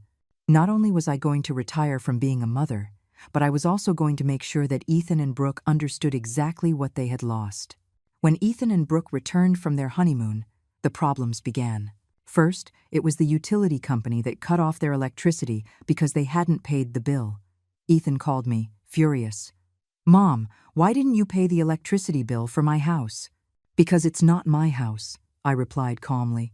"And because I am no longer your mom." "What are you talking about?" "Of course, you're my mom." "No," I said. "Mothers are invited to their sons' weddings. I was not invited, therefore I am not your mother."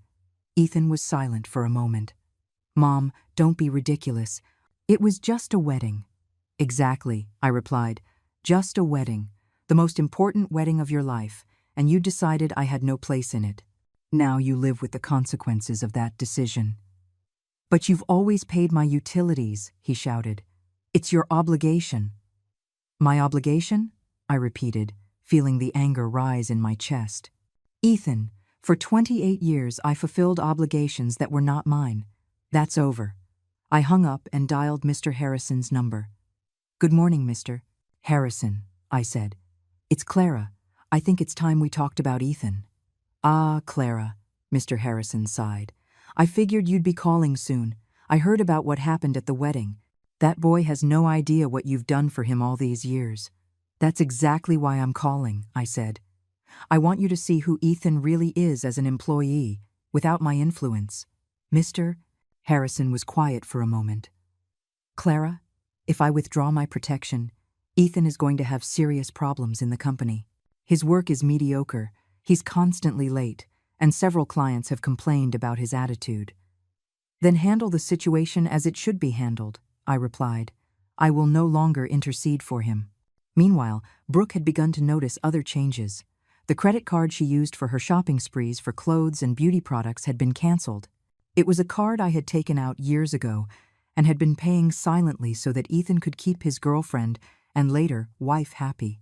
When Brooke tried to use it at her favorite boutique, the saleswoman told her the card had been reported as canceled for non-payment.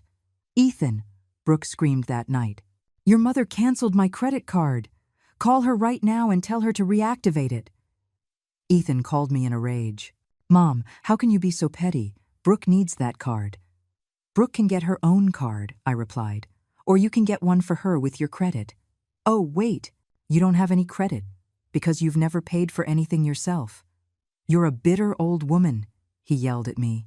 "That's why nobody loves you." His words hurt, but this time I didn't stay silent. "Ethan," I said in a firm voice, "for 28 years I swallowed my pride so you could have everything you wanted. I humbled myself, worked to exhaustion, and gave up my own happiness. And when the most important moment of your life came, you treated me like trash. Now you're going to learn what it means to stand on your own 2 feet." I hung up and turned off my phone. It was time for the next step. The next day, I visited Ethan at his work. I arrived in a luxury car service, dressed in an elegant suit I had bought that morning. When I entered the office, everyone stared at me. Ethan came out of his cubicle with a surprised look on his face. "Mom, what are you doing here?" "I came to talk to you," I said. "Can we speak in private?" We went to the conference room, and I closed the door. "Ethan," I said, "I want you to know something. For all these years, Mr. Harrison has been very patient with you because he respects me, but that patience has run out." "What are you talking about?" he asked nervously. "I'm talking about the fact that Mr. Harrison knows you're late, that your work is mediocre, that several clients have complained about you. The only thing that has kept you in this job has been my influence." Ethan turned pale. "That's not true." "Isn't it?" I took out my phone and dialed Mr. Harrison's number. "Mr. Harrison, could you please come to the conference room? My son has some questions about his job performance." 5 minutes later, Mr. Harrison entered the room with a folder in his hands. "Good morning, Ethan," he said in a serious voice. "Your mother asked me to show you this." He opened the folder and took out several documents. "These are the reports from your supervisors for the last 3 years. It says here you've been late 43 times. You've submitted projects with significant errors, and 3 major clients specifically requested that you not work on their accounts again." Ethan looked at the papers, unable to believe what he was seeing. But they never said anything to me." "Because your mother asked me to be patient with you, Mr. Harrison continued. "She has been quietly paying for your mistakes, apologizing to clients, even financially compensating the company for the losses you've caused." "That's a lie," Ethan whispered. "It's not a lie," I told him. "For years, I've been cleaning up your messes because I thought one day you would become the man I wanted you to be. But I was wrong. You are already the man you were going to be, one who treats his mother like trash." Mr. Harrison closed the folder. "Ethan, as a personal favor to your mother, I'm going to give you 2 weeks to find another job. After that, your employment here is terminated." He stood up and left, leaving us alone. Ethan looked at me with pleading eyes. "Mom, please, you can't do this. Brooke is going to kill me if I lose my job." "You should have thought of that before you kicked me out of your wedding," I replied. "Now you're going to learn what it means to lose what you value most." I stood up to leave, but Ethan grabbed my arm. "Wait, you can't do this. I'm your son." "No," I said, pulling my arm away. "My son would have defended his mother when his wife insulted her. My son would have invited me to his wedding. My son would have treated me with respect." "You are not my son, Ethan. You are a stranger living in a house I paid for, with a job I got for him, married to a woman who despises him as much as he despises me." I walked out of the office, and for the first time in years, I felt completely free. That night, Ethan arrived home completely shattered. Brooke was waiting for him with a glass of wine in her hand, ready to hear about his day. But when she saw his face, she knew something was wrong. "What's wrong with you?" she asked. "You look like you've seen a ghost." "Worse," Ethan replied, slumping onto the couch. "I saw my mother turn into my worst nightmare." He told her everything that had happened at the office. The performance reports, the threat of being fired, the revelation that Clara had been paying for his mistakes for years. Brooke listened with growing horror. "Are you telling me your mother has been controlling your job this whole time?" "It wasn't control," Ethan mumbled. "It was protection. It was manipulation, Brooke shouted. That woman is a psychopath. First, she ruins our wedding, and now she wants to ruin your career.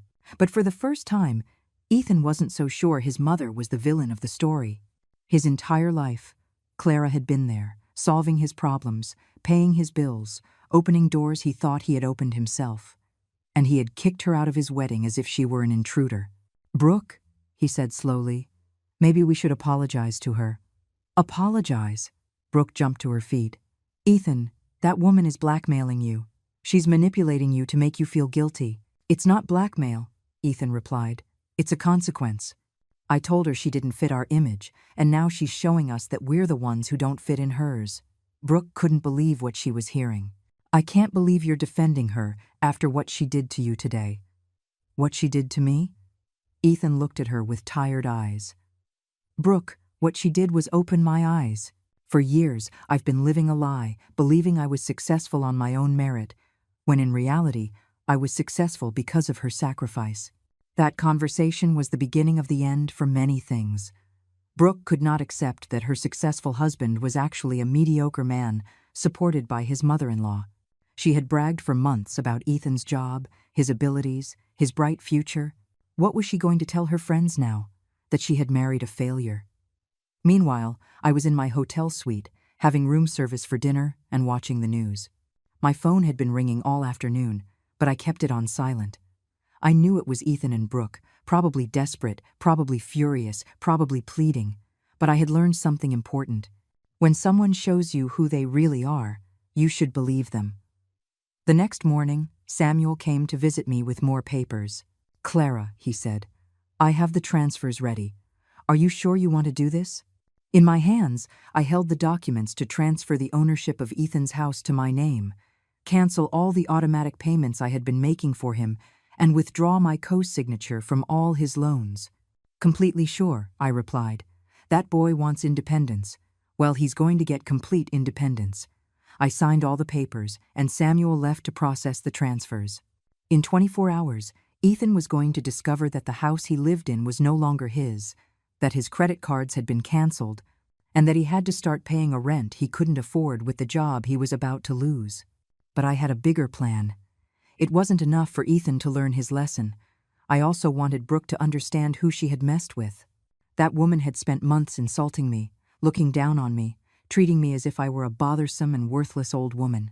It was time for her to learn what my real value was.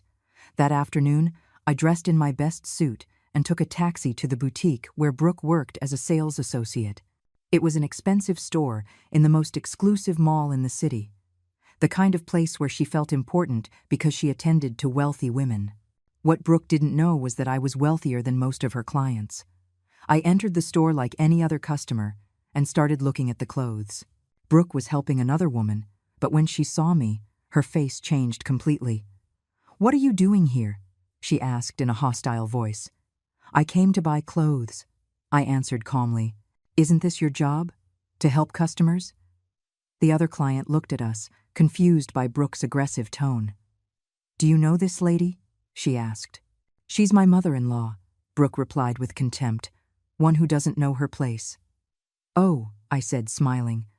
"Then I do know my place. My place is that of a woman with money who wants to spend it.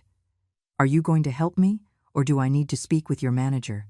Brooke turned red with rage, but she couldn't make a scene in front of other customers.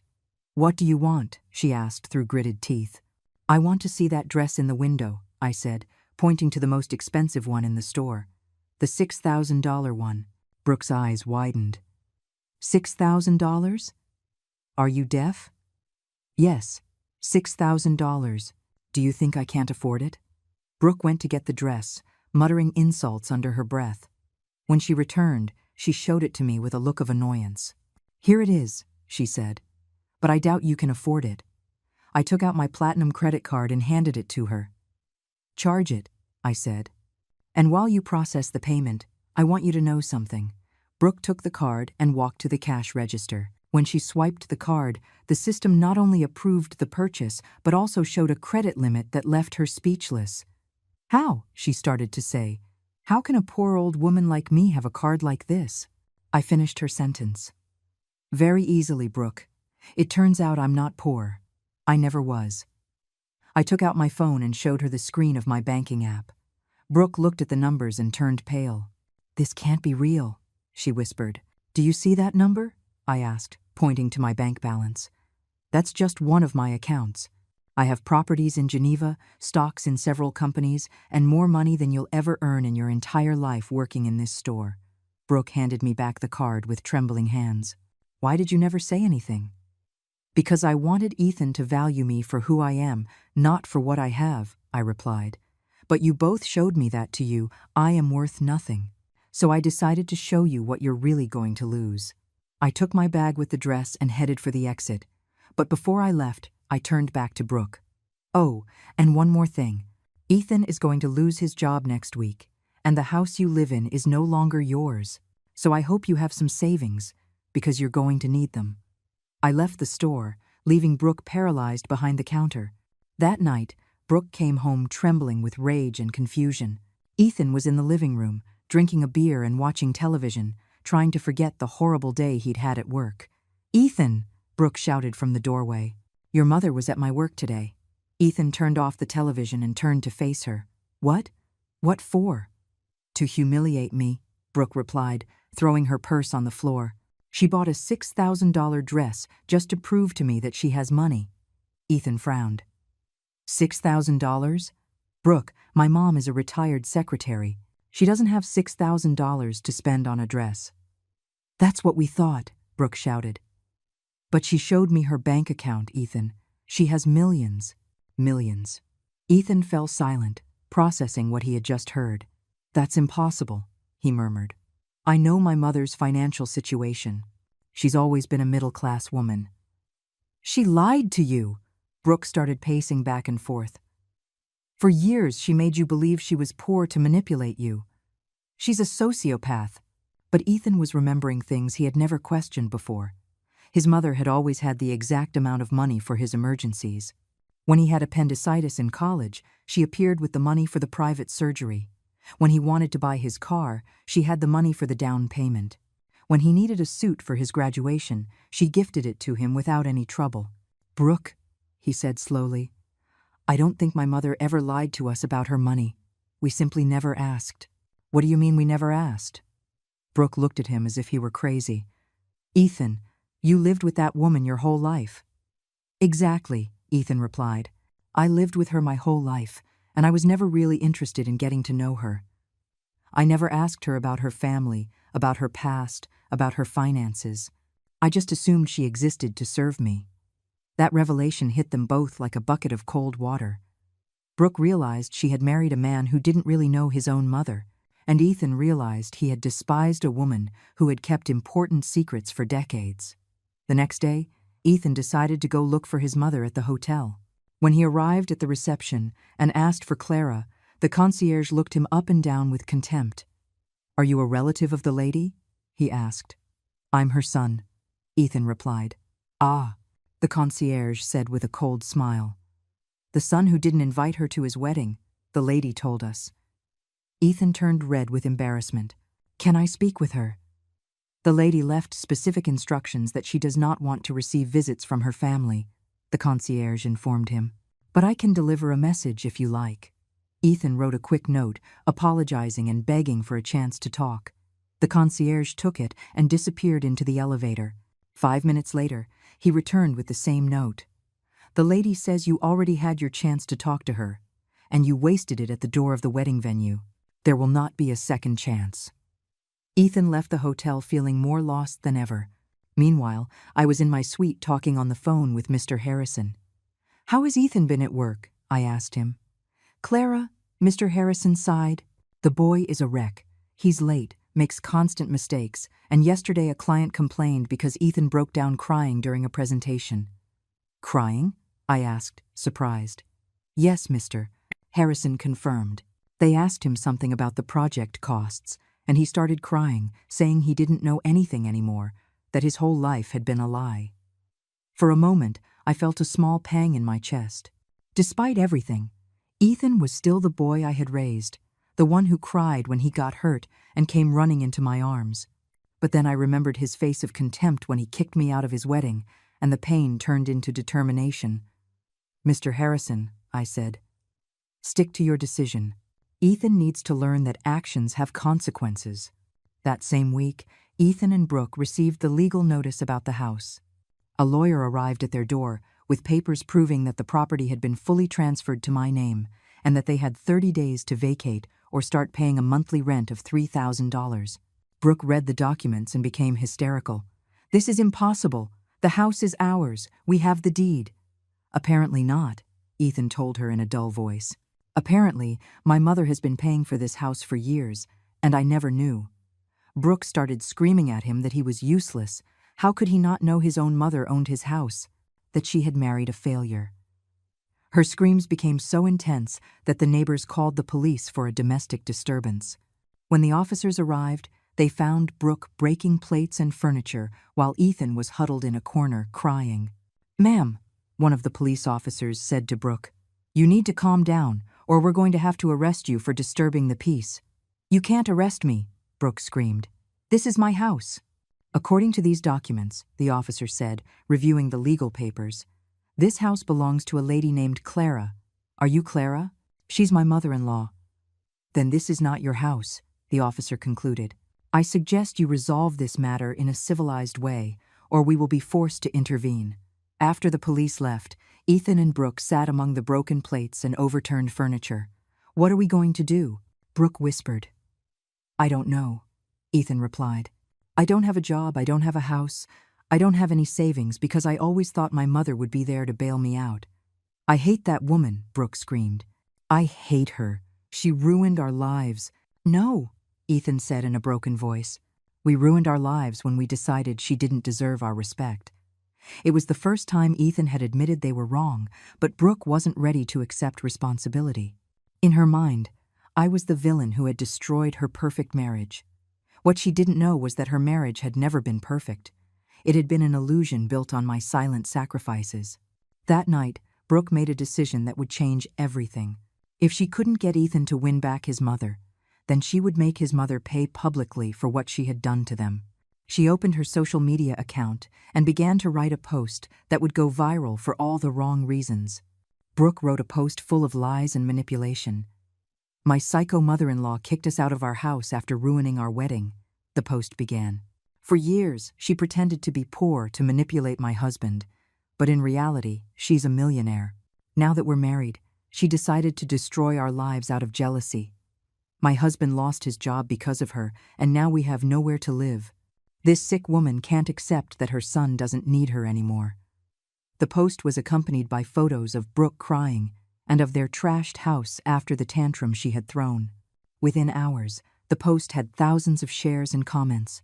People were outraged by the evil mother-in-law who had abandoned her son after his wedding. Brooke had presented herself as the perfect victim, a beautiful young bride destroyed by a jealous and vengeful older woman. The comments were filled with insults towards me and words of support for Brooke. "What a horrible mother-in-law," one person wrote. "She should be ashamed for treating her own son like that," another commented. Brooke read every comment with satisfaction, feeling vindicated by the support of strangers on the internet. She had gotten exactly what she wanted, to make me the public villain of her story. But Brooke made a fatal mistake. In her thirst for revenge, she had tagged my full name in the post, thinking I would be ashamed to see all the insults directed at me. What she didn't know was that by tagging my name, she had caused several people who actually knew me to see the post. The first to contact me was an old colleague. "Clara," she wrote in a private message, "have you seen what your daughter-in-law is saying on social media? She's completely lying about you." I opened social media for the first time in weeks and read Brooke's post. Every word was a distortion of reality. Every accusation was an inversion of the facts. I sat in my hotel suite, reading the hundreds of comments from people insulting me without knowing the truth. Toxic mother-in-law, bitter woman, psychopath, abusive. Each word was like a slap, but curiously, they didn't hurt as much as I thought they would. After everything I had been through with Ethan and Brooke, the insults of strangers seemed insignificant. But what did bother me was that Brooke had gotten exactly what she wanted, to turn me into the monster of her story. She had taken my pain, my disappointment, my decision to protect myself, and had transformed it into a narrative where she was the innocent victim and I was the cruel villain. It was then that I decided it was time to tell my own side of the story. That night, I opened my own social media account and started writing. Not a post full of rage or revenge, but a calm and honest account of what had really happened. My name is Clara, and I am the psycho mother-in-law you've been talking about, I began. I want to tell you the truth about what really happened. I wrote about adopting Ethan, about the years of sacrifice, about how I had worked multiple jobs to give him the best education.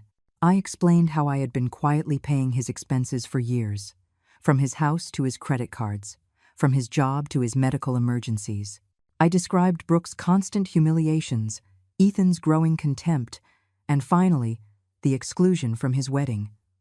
I did not kick them out of the house, I wrote. I am charging them rent for a house that I bought and paid for. I did not make Ethan lose his job. I simply stopped covering for his poor performance. I did not pretend to be poor to manipulate them. I kept my private life private because I wanted them to value me for who I am, not for what I have. But the most powerful part of my post was when I shared the recordings. Over the past few months, I had started recording conversations with Brooke and Ethan. Not out of malice, but for protection. When someone constantly lies to you about what you said or did, recordings become your only defense. I had recorded Brooke insulting me. I had recorded Ethan telling me I didn't fit their image. I had recorded the phone call where Brooke screamed at me that I was a burden. I uploaded snippets of those recordings along with my post. The reaction was immediate and explosive. Within minutes, the comments began to change. "Oh my God, that daughter-in-law is horrible," someone wrote. "How can a son treat his mother like that?" another commented. "This lady is a saint for putting up with so much," a third said. But I wasn't finished. Over the next few days, I posted more evidence. Photos of receipts for everything I had paid for Ethan over the years. Copies of bank statements showing the constant money transfers. Documents proving that I had been the one to co-sign all his loans. Screenshots of messages where Brooke insulted me and treated me with contempt. With each post, the narrative shifted more. People began to share my posts with comments like, "This is what happens when you don't value your mother," and "What an important lesson about the consequences of our actions." But the post that really changed everything was when I told the full story of Ethan's adoption. 28 years ago, I wrote, I adopted a 3-year-old boy who had been abandoned by his biological mother. He was a sad, scared child who needed love. I gave him that love unconditionally for decades. But unconditional love does not mean one must allow themselves to be treated without respect. Sometimes, the most important lesson you can teach someone is that actions have consequences. That post went viral on its own. Thousands of people shared it, commented on it, saved it. Mothers all over the world identified with my story. Adult children began to reflect on how they treated their own mothers. The conversation had completely changed. Brooke watched her narrative crumble in real time. The comments on her original post were now filled with people criticizing her for lying and manipulating the story. "How could you lie like that about a woman who sacrificed everything for you?" they wrote. "You should be ashamed," others told her. Desperate, Brooke did a live stream to defend herself from my attacks. But it was the worst mistake she could have made. Brooke started her live stream with tears in her eyes and a trembling voice. "Hello everyone," she said. "I know many of you have seen my mother-in-law's posts, and I want to clear things up. That woman is lying about everything." There were only about 50 people watching at first, but the numbers started to grow rapidly as people shared the link. "Clara is not the victim she pretends to be," Brooke continued. "She is a manipulative and controlling woman who ruined our marriage because she can't accept that Ethan doesn't need her anymore." The live comments started pouring in, but they weren't what Brooke expected. "Where's the proof of what you're saying?" someone wrote. "Clara's recordings sound very clear," another commented. "Why don't you show evidence like she did?" Brooke got nervous seeing that the comments were not supporting her as she had hoped. "She manipulated those recordings," Brooke shouted. "She edited them to make me look bad." But as she was saying this, I was watching her broadcast from my hotel suite and decided it was time to make my appearance. I started my own live stream and wrote in Brooke's comments, "Hello Brooke, it's Clara. Do you mind if I join the conversation? The comments exploded. She's here. This is going to be good. We'll finally hear both sides. Brooke turned pale when she saw my comment. No, she said with a trembling voice. I'm not going to give her a platform to continue lying about me. But the comments were now demanding that I be allowed to speak. Coward, they wrote. If you're telling the truth, you shouldn't be afraid. Let her speak. Fine, Brooke finally said. Let her join. That way, everyone can see what kind of person she really island. I accepted her invitation and appeared on the screen next to her. The contrast was stark. I was calm, well-dressed, in an elegant suite, while Brooke looked disheveled and desperate in a messy house. Hello, Brooke, I said in a serene voice. Thank you for allowing me to clear things up. Go ahead, she responded hostilely. Lie all you want. People already know the truth about you. The truth, I said, is that you have been insulting me for months, and I have the recordings to prove it. Would you like me to play them here, live, for everyone to hear? Brooke turned red. Those recordings are illegal. No, I replied calmly. In this country, it is legal to record conversations when you are a part of them, especially when you feel you are being harassed or threatened. The comments were filled with people asking me to play the recordings. Play them. We want to hear. The truth comes to light. I played the audio where Brooke screamed at me that I was a burden to Ethan, where she told me I had no dignity, where she insulted me for showing up at her wedding. The audio was clear and devastating. Brooke's voice filled with hatred and contempt, saying things no daughter-in-law should ever say to her husband's mother. When the recording finished, Brooke was crying. That was out of context, she whispered. Out of context? I asked. In what context is it okay to tell a 71-year-old woman that she is a burden and has no dignity? You provoked us, Brooke yelled. You were always meddling in our marriage. Brooke, I said, maintaining my calm. Can you give me one specific example of how I meddled in your marriage? Brooke opened her mouth, but no sound came out.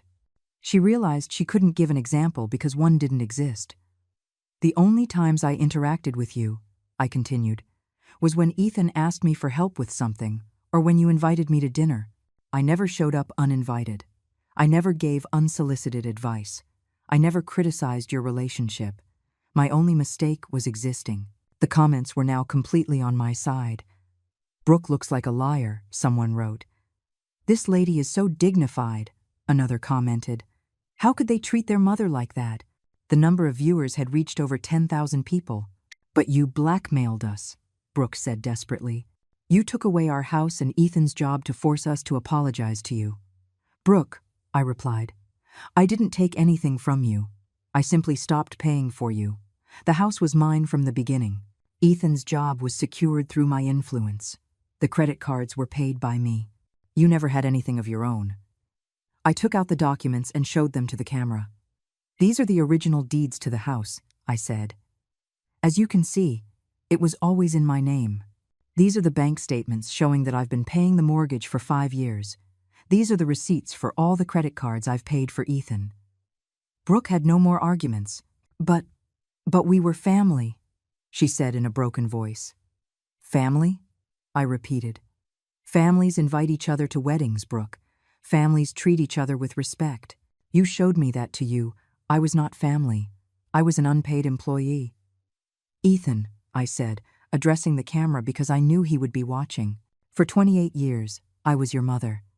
I changed your diapers when you were a baby. I took you to the doctor when you were sick. I worked extra hours to pay for your college. I defended you when you got into trouble. But when the time came for you to defend me, you chose to humiliate me. That choice has consequences. Brooke tried to interrupt, but I cut her off. I'm not finished, I told her.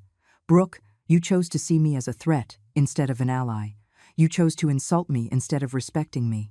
You chose to lie about me on social media instead of accepting responsibility for your actions. Now you will live with the consequences of those choices. The comments were exploding with support for me. What a strong woman. Brooke should be ashamed. Poetic justice. The number of viewers had reached 15,000 and was still growing. Do you know what the saddest part of all this is? I asked Brooke. That I really wanted to love you. When Ethan told me he had a girlfriend, I was thrilled.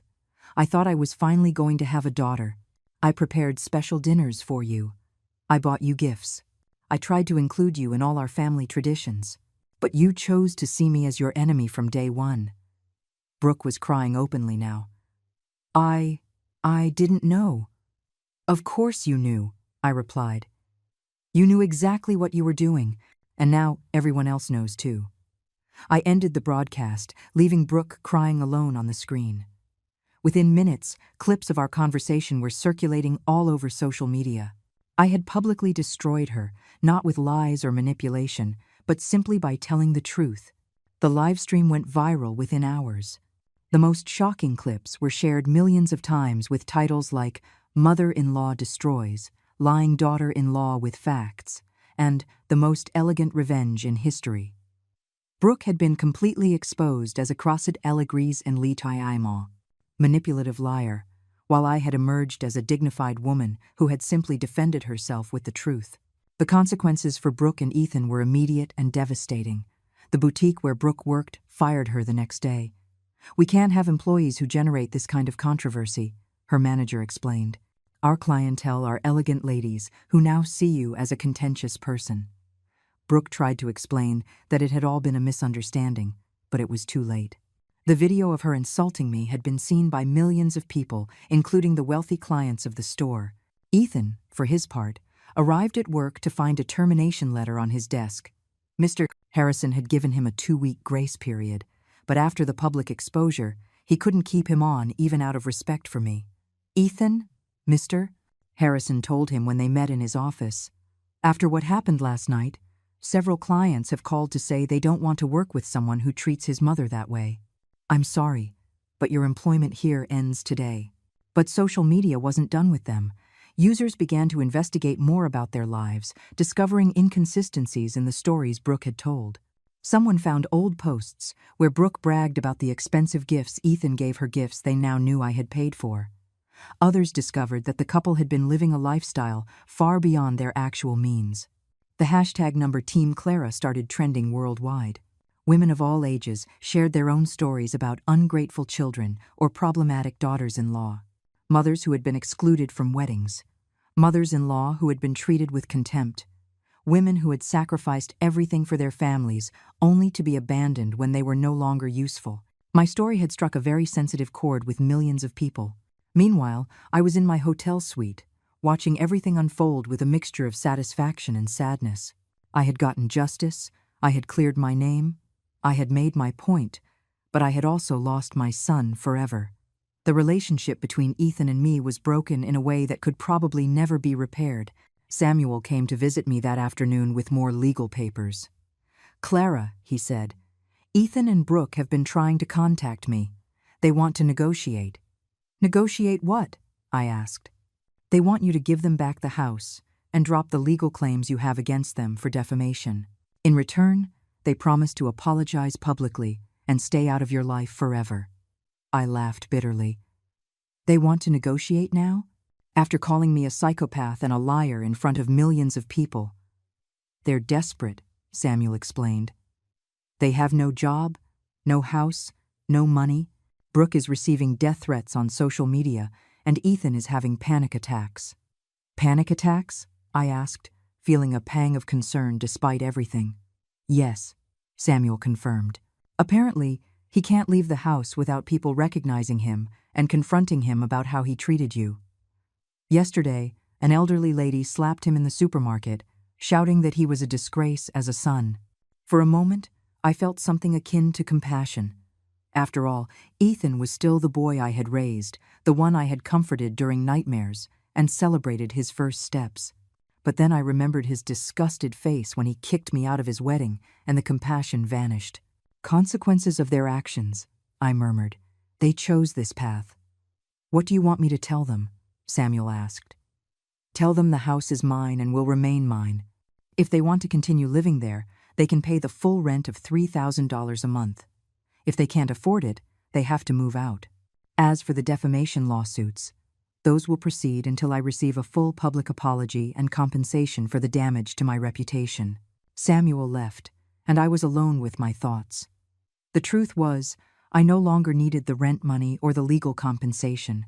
I had more money than I could spend in several lifetimes. But I needed Ethan and Brooke to understand that actions have a price, that you can't treat people like trash and expect no consequences. That night, Ethan finally managed to get through to me. He had gotten my hotel number and had called repeatedly until I agreed to answer. "Mom," he said in a broken voice, "please, we have to talk." "We already talked," I replied. "At the door of the wedding venue. You told me I didn't fit your image." "Mom, please." I was confused. Brooke had filled my head with crazy ideas. "Ethan," I interrupted him, "Brooke didn't put a gun to your head to make you kick me out of your wedding. That decision was yours. Brooke didn't force you to treat me with contempt for months. Those were your decisions. But I didn't know you had money," he said desperately. "If I had known, I would never have treated you like that." Those words were like a stab to the heart. "Do you hear what you're saying, Ethan? You're telling me you would have treated me better if you had known I had money. What about treating me well because I'm your mother? What about respecting me because I sacrificed my life for you?" Ethan fell silent, finally understanding the magnitude of what he had revealed. I didn't mean that." "Yes, you did," I replied. "And that is exactly why our relationship is over. Because for you, my value as a person was determined by what I could do for you, not by who I am." "What do I have to do for you to forgive me?" he asked, crying. "Nothing," I answered sadly. "There is nothing you can do, Ethan, because forgiveness is given to people who make mistakes, not to those who reveal their true character. You showed me who you really are when you thought you were safe to despise me. Now you have to live with being that person." I hung up the phone and, for the first time since this whole situation began, I cried, not for the loss of money, or the house, or status, but for the loss of the son I thought I had raised, who had never really existed. 6 months later, my life had completely changed.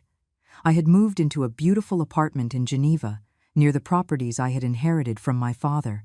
Europe welcomed me with open arms, a continent where no one knew my viral story, where I could walk the streets without being recognized, where I could start over at 71. Samuel managed my legal affairs from the States.